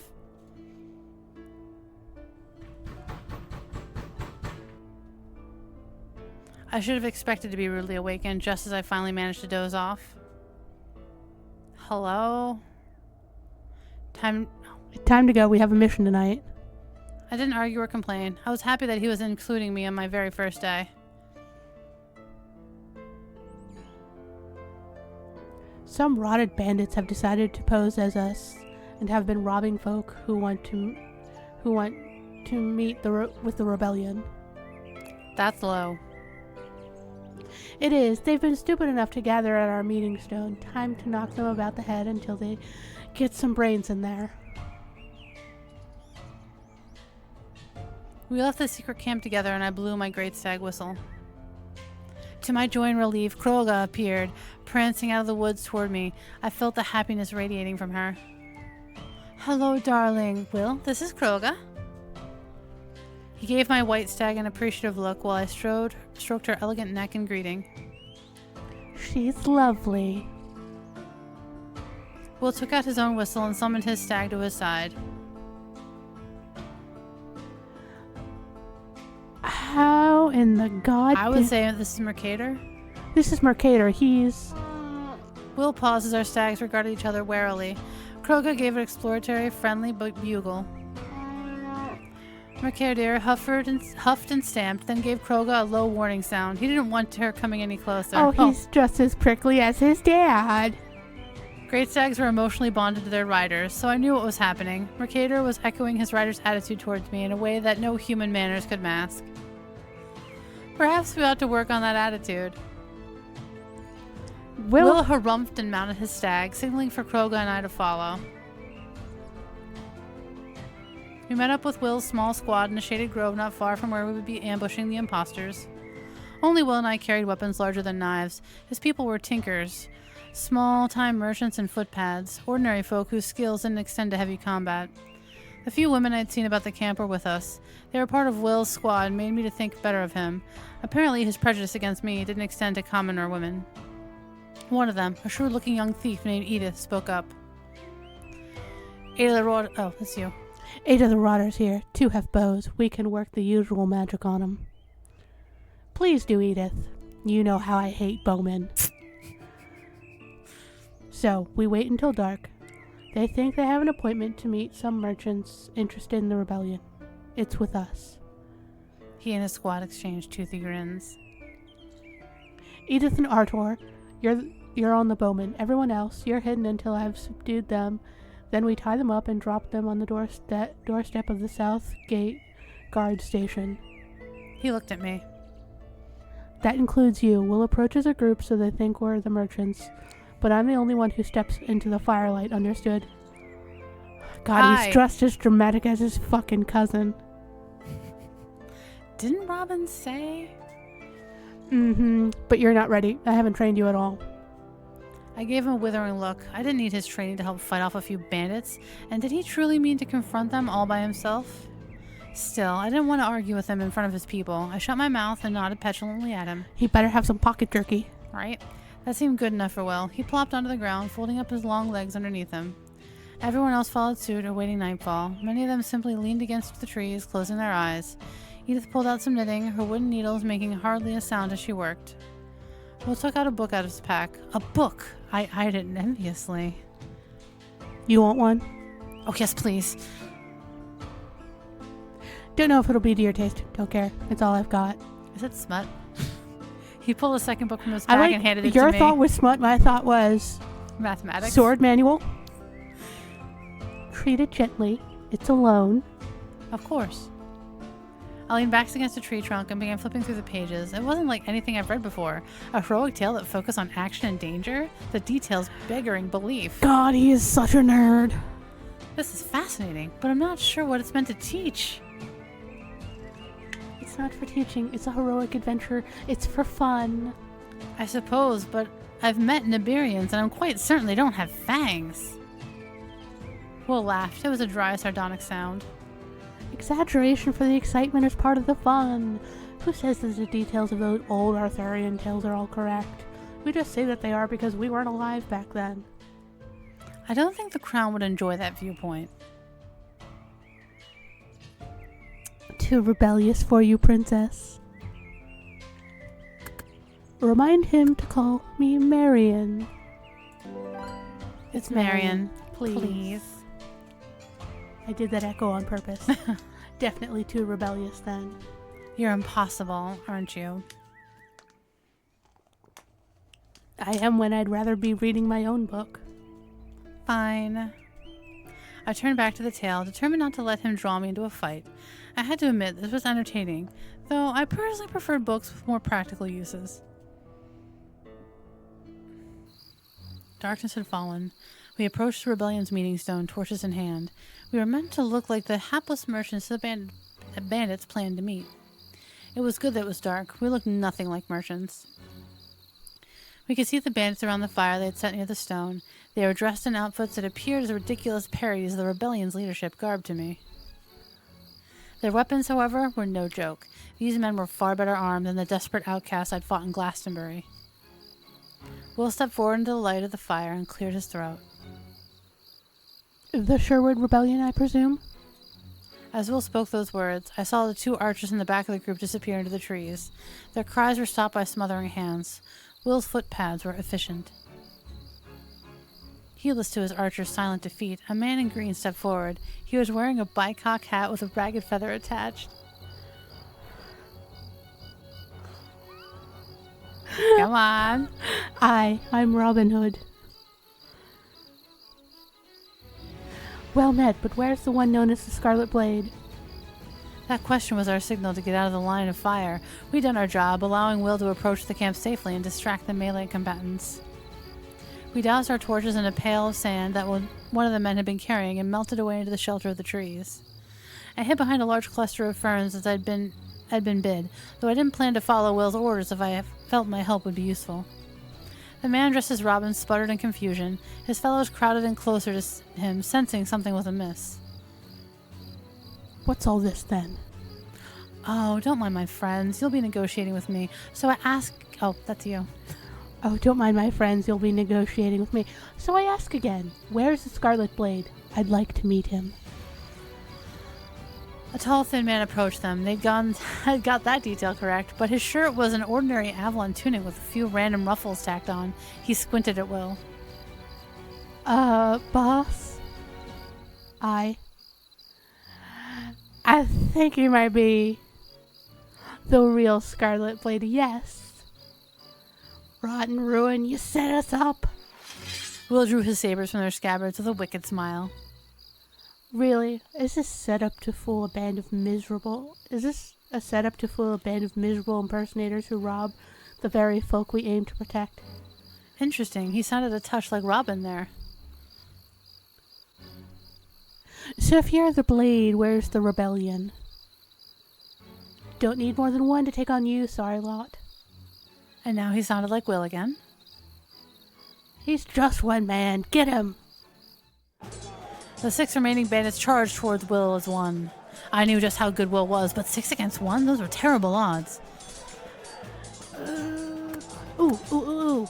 Wait for the perfect opportunity to intervene. I simply wasn't going to stay hiding in the bushes and allow Will to take on such reckless action on his own. I remained in my hiding place and watched Will square off against all 6 men. I may have been thoroughly annoyed with him, but I have to admit he was a masterful fighter. He spun about the clearing like a whirlwind of destruction, driving his opponents away from him. He was trying not to seriously injure anyone, and I knew that took an incredible amount of skill, especially against these odds. It also meant that the fight was dragging on, and the longer it went, the better chance that Will would be hurt. One of the bandits backed away from the fight after taking a nasty kick to the stomach. He stood near my hiding place and pulled out a knife. I remembered what Will's squadron had said about him hating bowmen. Even with his blessing, it'd be difficult for him to see and dodge a projectile weapon in the middle of a fight. It was time for me to shine. I rushed at the bandit from behind and bashed my shield against the back of his head.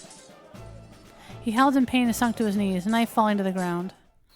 The fighting halted. Will's blade stopped spinning. He looked like a snake, frozen in mid-strike. Out of the corner of my eye, I saw 2 of Will's crew emerge to capture the fallen man, so I stood in front of them protectively. It was time to improvise. Good evening, bandits. I'm Lady Marion, the latest addition to the rebellion leadership. I'm disappointed to see you lack a woman in your number. It's rather inaccurate. 5 bandits and 1 actual rebel stared at me, unmoving. I believe my friend Will here hasn't adequately displayed his combat capabilities to you all. I suggest you surrender before more of you get hurt. The only one who was actually hurt was the one you just bashed on the head. I ignore that perfectly, patently objective fact. Come on, drop your weapons. Your little scheme is over, but we won't hurt you if you choose to come along quietly. The bandit in the ridiculous hat sighed loudly. Fine, he was giving us a right walloping, so let's... run! The 5 remaining bandits dropped their arms and tried to take off into the forest. I ran to intercept one, but I wasn't fast enough while holding a sword and a shield. He disappeared into the forest and I cursed under my breath. I turned around to see the other 4 were tied up. Someone was bringing a wagon into the clearing that defeated the bandit, that all the defeated bandits could be carted away. Will stalked over to me. You lost one. I also took one. I could have taken all of them if you hadn't popped out from behind the bushes and ruined my fun. You don't know that. Yes, I do.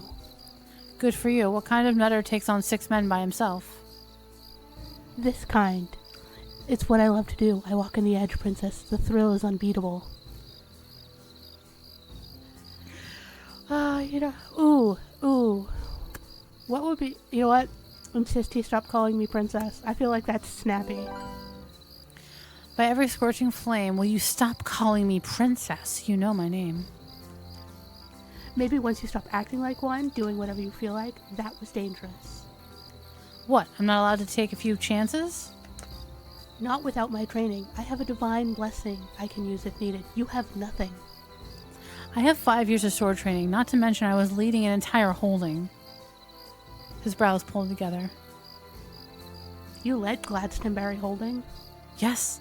My father went to war and my mother left us 5 years ago. Only I remained to run my father's lands, and I did it well, so kindly do not treat me like a spoiled child. He still didn't look impressed. Well then, if you're such an obedient little noble, you should have gone back home instead of joining a bloody rebellion and getting in my way. I'm not leaving, and you're going to have to get used to it. We'll see about that. It's obvious from this little disaster that we make terrible partners. Disagree. You give up on this after a single night? I didn't want it in the first place. Then you're hardly being fair. You're not helping. By failing to be your puppet? Your people might be content to lurk in the bushes, but I'd make my own decisions. I don't need a mutinous brat in my squad. We're meeting tomorrow and I'm requesting this partnership be dissolved. We'll see what they say when they hear my side of the story. He snorted. Likely those soft touches will take your side, but that's not going to stop me. Fine then. We'll see. We will. Will, may we be on our way? We turned to see most of Will's squadron watching us in various states of impatience and amusement. The one shook his chest knitting again? Yeah. Oh yes, please, carry on. I melted into the shadows with only a single anonymous snigger breaking the silence. Snicker as a chuckle. A small group of them had just finished hitching horses to the bandit-filled wagon, and Will gave them the go-ahead before leading me back to our great stags. I yawned as I mounted Kroga. It had been a long and discouraging night. After a night and morning full of fitful sleep, I found myself at Will's side once more. He flung open the door of Robin's cabin, heedless of its fey-growing hinges. We stood on Robin's doorstep. Will's arms were crossed in hostility as usual. I gripped my teeth and prepared for a battle. This isn't going to work. I disagree. Robin and John looked back at us, seeming amused. Why don't you come in so we can discuss this? We entered the cabin. I took a chair and Will slumped down against the wall. She's spoiled rotten and determined to do whatever she likes, regardless of my orders. Oh, so I shouldn't have stopped that man from throwing a knife at you? Correct. I could handle it. You were fighting 5 other men, by firelight. And you decided to just expose yourself to attack from one of those men without thinking it through. I have a blessing. You don't. Blessing or no, you're not the only one who can handle yourself in a fight. The way you run your squad suggests you're rather unaware of that fact. Will spread out his hands in exasperation. You see, we're just not compatible. You never even intended to give me a chance, did you? I took you with me, didn't I? But you weren't interested in understanding how I work. You just did your own thing. I can't have that. Maybe you gave me an actual job to do. I'd feel like I was actually contributing. Whatever. Please, brother, take her off my hands. Robin and John looked at each other, communication flowing between them without a word being said. Robin turned to me. We know Will rather well, naturally, but we've only just met you. Milady, would you be willing to give me an honest assessment of yourself? I blinked in confusion. I will do my best. Will says you ran your father's holding? Yes, he was sent to war and my mother left me 5 years ago. I didn't want Glastonbury to be given to someone else, so I did my best to lead as Lord and Lady. I'm so sorry, that must have been very difficult. I smiled at John in recognition of his sympathy. Indeed, that was both brave and responsible of you. What would you say were your strengths as a leader? My answers flowed freely. I was happy to demonstrate to Will what I could do. Improving the economy, security of our borders, stood out in person when needed, relations with the common folk and the holding. I can see that. And your weaknesses? I felt my head lower a bit in shame, but I didn't wish to lie to Robin. Diplomacy, handling the nobility and the lords of the neighboring holdings. It's all right, Marion. Nobody can be good at everything. That was a nice sentiment, but it was also the problem. The lords of the nearby holdings had expected perfection from me and tried to tear me down based on my weaknesses. Exactly. I expect that as a young woman you are not treated by those doddering old men. No, and it didn't feel very good to be treated similarly by your cousin. Robin smiled in understanding. Thank you for your honesty, milady. He looked back to his second, and then they nodded to each other. What were they thinking? Will, I only have one question for you. Do you know why I treasure your brother as a friend? I've only heard it 1,000 times. You bonded in the fires of war and... Yes, beyond that. Will shrugged. Everyone loves John, that's just how it is.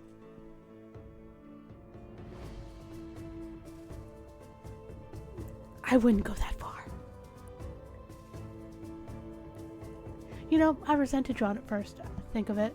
I was 13. My older, much larger cousin suddenly appeared, and my father ordered him to guard me and keep me out of mischief.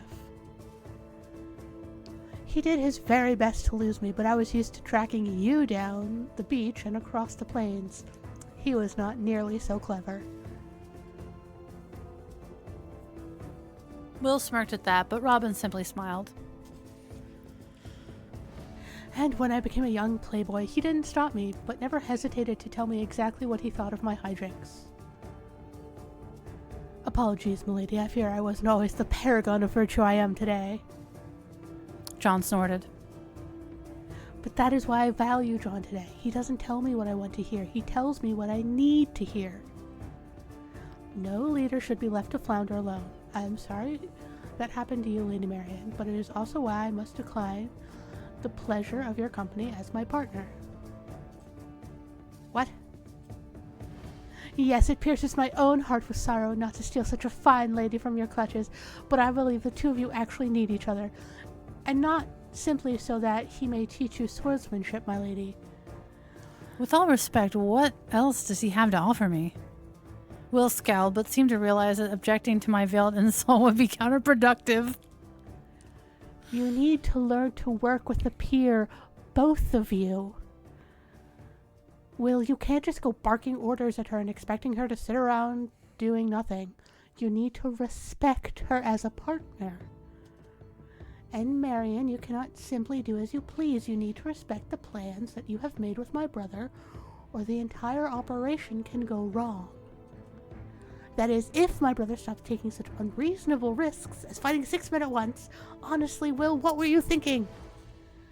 Oh, I see. You're trying to leash her to me, so I'll take fewer risks. Not going to work. I may not have been ready to give up on my partnership with Will, but the way Robin and John were approaching things galled me. They were treating me like a child, and me and Will both. What happens if we refuse to be partners? Those who cannot work together in rebellion cannot remain in the rebellion. Yes, that would be quite unfortunate for you, my lady. Will can always go back to the Magpie, but you're in a rather difficult situation between your father and Joffrey. You wouldn't abandon a lady in distress, would you, Will?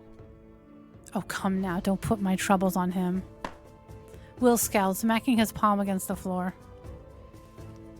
No, he's right. Come on. He rose and took my hand none too gently, tugging me towards the door. Shouldn't we stay for the meeting? Don't care. Not staying in here any longer. I sighed and let him pull me along. It seemed we were stuck with one another, whether we liked it or not. The door to Robin's cabin slammed shut behind us, and I barely trotted along after 5 of Will's long strides before he stopped and huffed angrily. They're just so aggravating. They do seem a bit young to be acting like my father already. My brother has always been like that, but when Robin takes his side... He scraped one foot along in the dirt. Aggravating indeed. But it seems we have no choice. If only you had chosen John from the start, or Robin, though I'm not sure even I would wish you that much trouble. I appreciate the sentiment. I stood, looking over the young man in front of me. He was angry, yes, but it wasn't directed entirely at me now. If we were to bear the next few months, we needed to take things in another direction.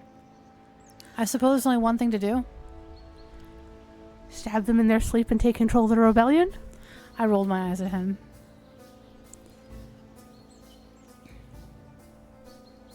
We should show them up by becoming great partners.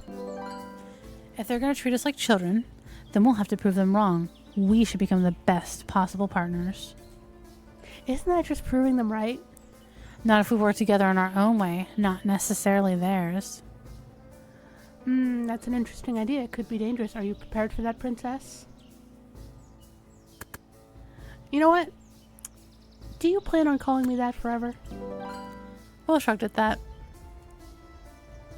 I like nicknames. I have several. Like Scarlet Blade? A nickname that brings out your style and prowess? Wouldn't most ladies love to be princesses? Not the way you say it. All right, I'll think about it. I took a calming breath. Anyways, how about it? We don't have a choice, so we can try to work together peaceably. Will you submit to my training regimen without complaint or extortions that we do things our way, that your way? I'm not afraid of hard work. I do want to learn from you. Don't forget. Very well, then you shall. We start tonight. His face had taken on a decidedly sadistic cast, but I merely bade him good day and returned to my cabin. I would not let him discourage me. For the next while, Will put me through my paces with grueling schedule of both combat and infiltration skills. I often climbed trees as a child, but shouldn't there be a branch or two within reach? Too easy. I'm going to show you how to find much smaller holds. He did so, but I acquired far too many scrapes in the process.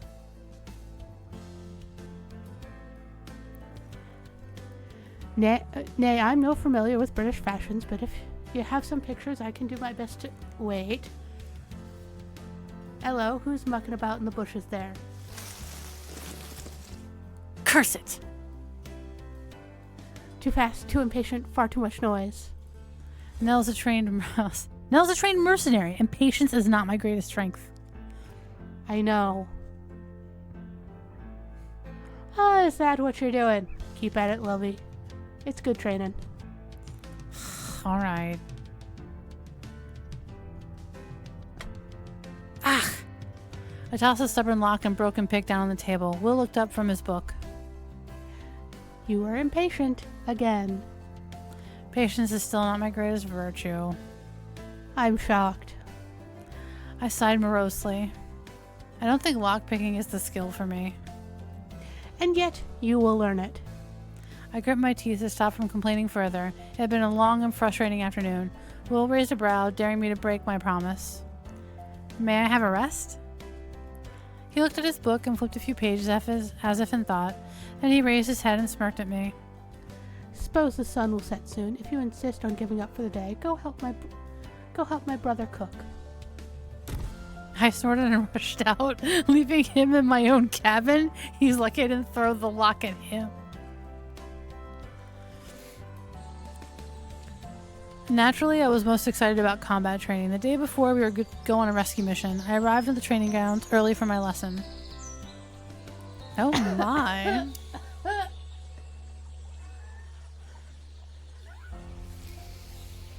Will and John were sparring, stripped of their shirts. I appreciated the view, so I decided to stay back and watch.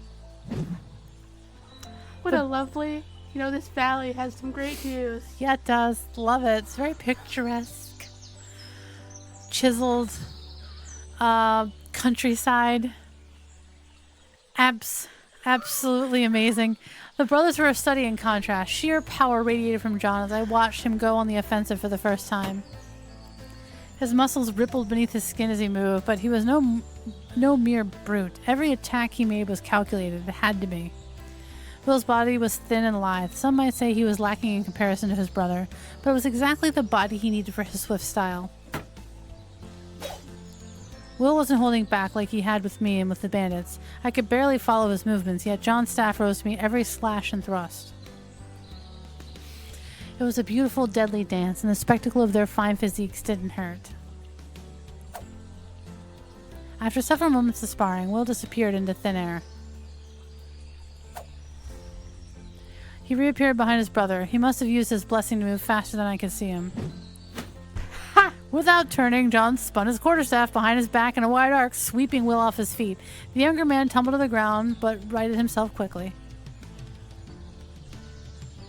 Cursed Okoro. Oh, I'm sorry. Were you trying to show off for the lady? Will looked sullenly in my direction. They had both known I was there the entire time. Not like Marion was just there like...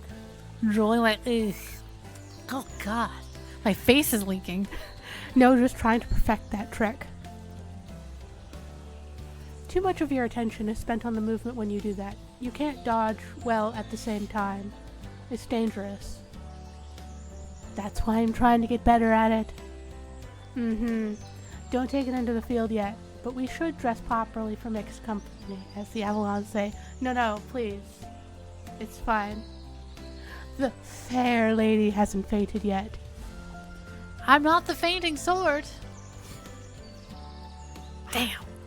I approached the men with a smile as they shrugged on their shirts. What does Okoro mean? The foreign word felt odd upon my tongue. I didn't think I'd done a good job pronouncing it. It's my true name. Avalons have trouble saying it, so I asked them to call me John. It's a nice name. Do you have a Sanjati name as well? I turned to Will, who was wiping the sweat off his neck with a towel. Hold on. I'm pronouncing it in my head first. Ayola? It's Ayola, but I've never used it much. He always took after his mother, Robin's aunt. Ah, so you share a father, but Will's mother is Avalon. It was nice to have John around. Will wasn't much for idle conversation, so I'd hardly known anything about him. She was, yes. I'm just ashamed to say I missed the sad look on Will's face, or perhaps he tried not to show it to me? And she named you William? A nice traditional Avalon name. It's not William, just Will. Oh, I'm sorry. You didn't have a full name? He does. It's just more in the family tradition. I wonder what tradition that was, but Will's hand went to the hilt of his dagger on his thigh before I could ask. Willard? Oh. Not another word. I smiled evilly at him and turned to his brother. Surely you can tell me what it is. No, I think I prefer to keep my head attached to my shoulders. I'm just gonna Google. Good, because you are the only other person left breathing who knows that name, and I can change that. Light's sake, it's not nice to threaten your brother with murder, Will. Desperate time call for desperate measures. Fascinating. I swore to myself that I would figure out the mystery of Will's full name, and once I did, I would never let him forget it. It was a sort of revenge he deserved after the last several days of training. Could be Wilbur. Wilbur. The man in question narrowed his eyes at me, suspecting my train of thought. Enough of that. Get your sword out.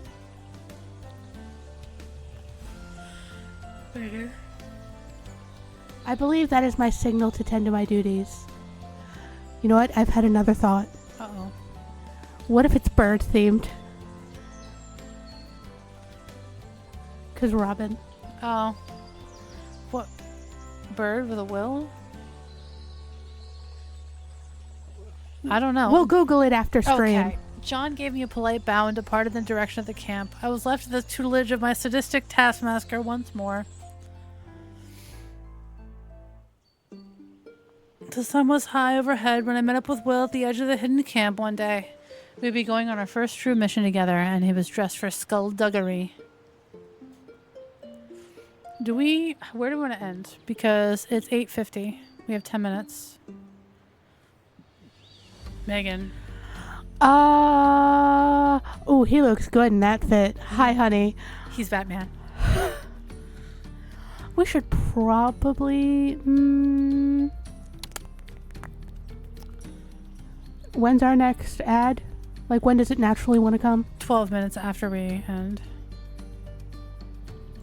I'm gonna save. Oh. Yeah, we should. You know what? Let's go to 9 o'clock. Okay. How are you doing? Oh, Megan's your line, though. How are you doing? Not too tired from a bit of training? We've been together for barely a moment, and he was... Oh, I just totally missed that. If I were to describe Will's training methods, a bit would not be accurate. I was exhausted, but determined not to show it.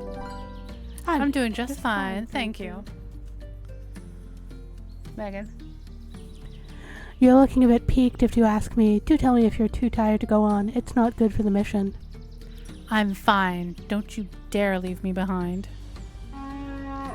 Perhaps I blew my great stag whistle with a bit more force than necessary. Kroga leapt from the forest toward me with some alarm. Poor stag. I mentally apologized to her and stroked her velvety nose in a calming manner. My efforts were thwarted by the arrival of Mercator at Will's side. Will's stag lowered his head aggressively at my companion. This time Kroga took a step toward her rival, stomping her hoof and tossing her head defiantly. I raised a brow at Will, who smirked back at me. Let's go. The magpie's intel awaits. So who are we rescuing? We were trotting through the woods at a brisk pace, and Will had been silent. Light's sake, I needed some idea of our mission. Master Brand, he's a tanner, new to the area but very skilled. He was doing well until the guard happened. Protection money demands, like what happened to Nell? Aye, and it left him unable to pay his taxes to those very same guards when they came to collect rotters. So he's been indentured? Sheriff thinks he can squeeze blood from a stone. How do we help him? Indentureship comes with a locked bracelet that druids can track. No one can run off. I can remove it, and we forged paper so he can start anew. I've pulled this one a few times, so they've started watching the homes of the newly indentured. Going to have to go in the hard way. Thank you for briefing me on this mission. I tried to keep the sarcasm in my voice. It did not entirely succeed. What's gonna tell you? Patience really isn't your strong suit, is it? Dealing with reticent, high-handed, self-satisfied men wasn't my strong suit, but I managed to keep that to myself. Where do I fit into this mission, if it's not too impatient to ask? I need a lookout. A lookout. It's important. Anyone can do that. And it's fortunate that you're someone. Spy work isn't glamorous. Princess.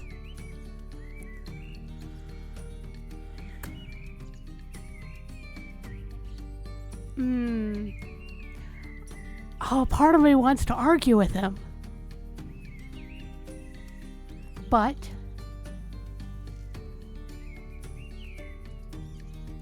Which one do you think? Which one do you feel? It's important to have boundaries, so either firmly put my foot down, or I wouldn't mind the nickname if it wasn't sneered at me. I say firmly put my foot down. I brought Koga to a halt. Will stopped his mount in response. I dismounted and walked toward him. I was calm, but I let my displeasure show. Will dismounted his own stag, and I lifted his chin toward me. Indicating that he was listening, so he didn't know when it was best to stay silent. Will, I need you to stop calling me princess. I don't know why you've decided I'm high-handed and unwilling to do any work, but you know that's not true. I fulfilled my part of the bargain. I've been training with you without complaint. He gave me a look that I realized I deserved, with minimal complaint. Yes, I have opinions. And yes, I will voice them. It does not mean I always expect to get my way. It simply means I wish to be heard and respected. Is that something you can do? He gave me a rueful half smile. I suppose I've gone too far with the princess thing. I can call you by your name, and I will try to be less of an ass. That's progress. That's a lot of progress for Will. You may call me Mare. It's my actual nickname. That's all I ask. He gave me the look again. That is all I ask for now, shall we? He chuckled and remounted Mercator. I did the same with Kroga, feeling much lighter. See, that was responsible. That was healthy. Responsible. We didn't scream. We didn't held yell. our boundaries. We didn't get emotional and fly off the handle. Punch him in the nuts. Throw things around. We left our stags in the fate-controlled territory of Sherwood Forest and made our way toward Nottingham on foot. We approached a guard station near the city's south gate, where Will knocked and supplied a passphrase. The door opened, a cloaked figure handed Will a bundle of parchment, and we slipped out the other side into the city proper. I spy with my little eye wanted posters with their faces. I can see Leighton, and I see a fun hat on that wall. Yes. Will led me through several back streets until we entered a seemingly abandoned tavern tap room. I sank onto one of the benches. He lit a candle and spread the parchment out across from me. That's an interesting cipher. You carry the key around. Yes, right here. Will tapped his forehead. You have the cipher key memorized? It's not so bad. I knew that wasn't true. When Glastonbury's neighboring lords had limited my trading opportunities, I had to walk on the more shadowy side of commerce. I had expected with ciphers. They were very complex. I had experience with ciphers. At the least, I'd expected Will to have to take notes while decoding the messages, but all I saw was his pupils jumping around as he deciphered the words in his head. I sat, watching him work in silence. His fingers tapped on the wood table, stopping only to flip another piece of the parchment. Eventually, he looked up at me. The guard's definitely watching Master Brand's house. An unusual number of guards. Calling off the rescue? No, that's not the rebellion way. My squad has set up the equipment I'll need to go in through the back window. He's on the 3rd story, so they're not watching the alley. That's where I'll set you up. I still wasn't happy about being on your lookout duty, but it was true that I wasn't just yet skilled enough to propel myself into a 3rd story window. Alright, are we going? We're waiting for nightfall. Need another book? Please. How'd you start working with this magpie? I looked up from my book, which I had been too distracted to read. Will raised his head, and I thought he might shush me, but instead he put his own book down. Robin and John went to war and left me behind, said I was too young. I probably was, but I was angry. I love Aunt Lark. But what 14-year-olds wants to be cosseted up with his aunt all day? Lark? Mm-hmm. Robin? Oh, he has a bird name. I often rode to Nottingham, and I met with some of the early rebels, wanted to help them out. I understood what it felt like to want more freedom and respect. I thought I was running errands for them, passing on coded messages. The day the guard uncovered our cell, I got my blessing while I was running from them.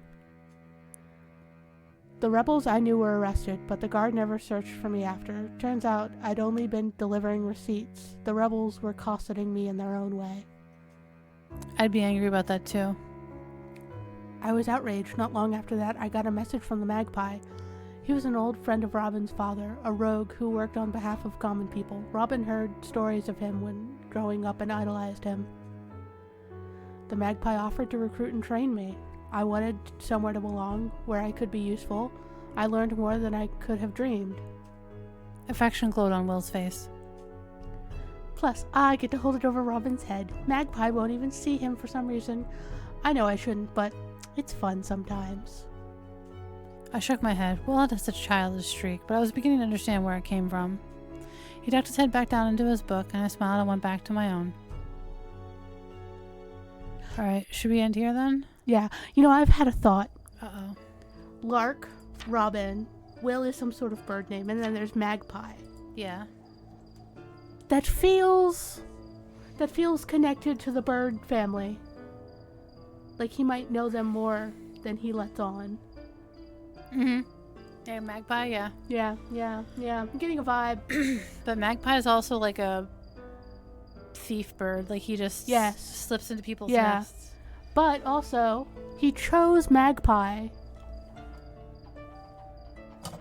Maybe he's a bastard. Will's bastard uncle. Or Robin's bastard uncle. There you go. We solved the case.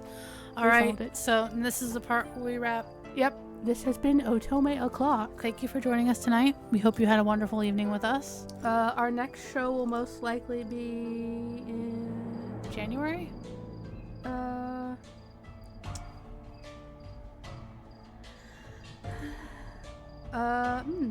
Do we want to have a New Year's Eve Otome O'Clock party?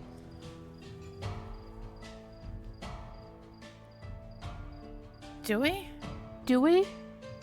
Do you want to take a break for the holiday? Yeah, let's take a break for the holiday. We'll and we'll start on the 7th?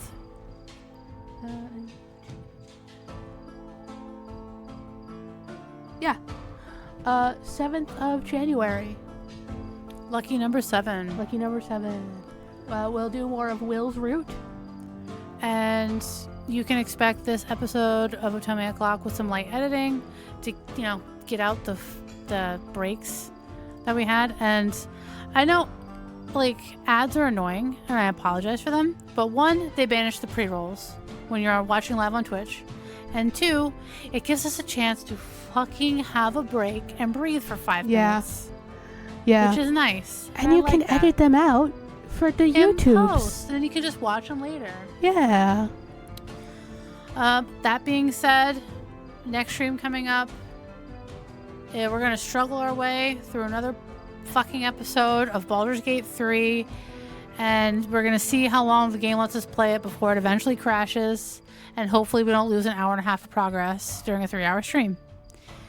And then Friday, Mega Stream. Saturday, Power World. We're getting ready for the new island. All that good shit. It sounds like you need to save scum Baldur's Gate. We have been save scumming Baldur's Gate. It's just annoying every time it crashes out because it locks up first. And then it's just Yeah. Yeah. But that's been us. It's time for us to go. Who are you? I'm Ashlee A. Button. And I'm Mega-han. And this has been Otome O'Clock. Goodbye. Goodbye.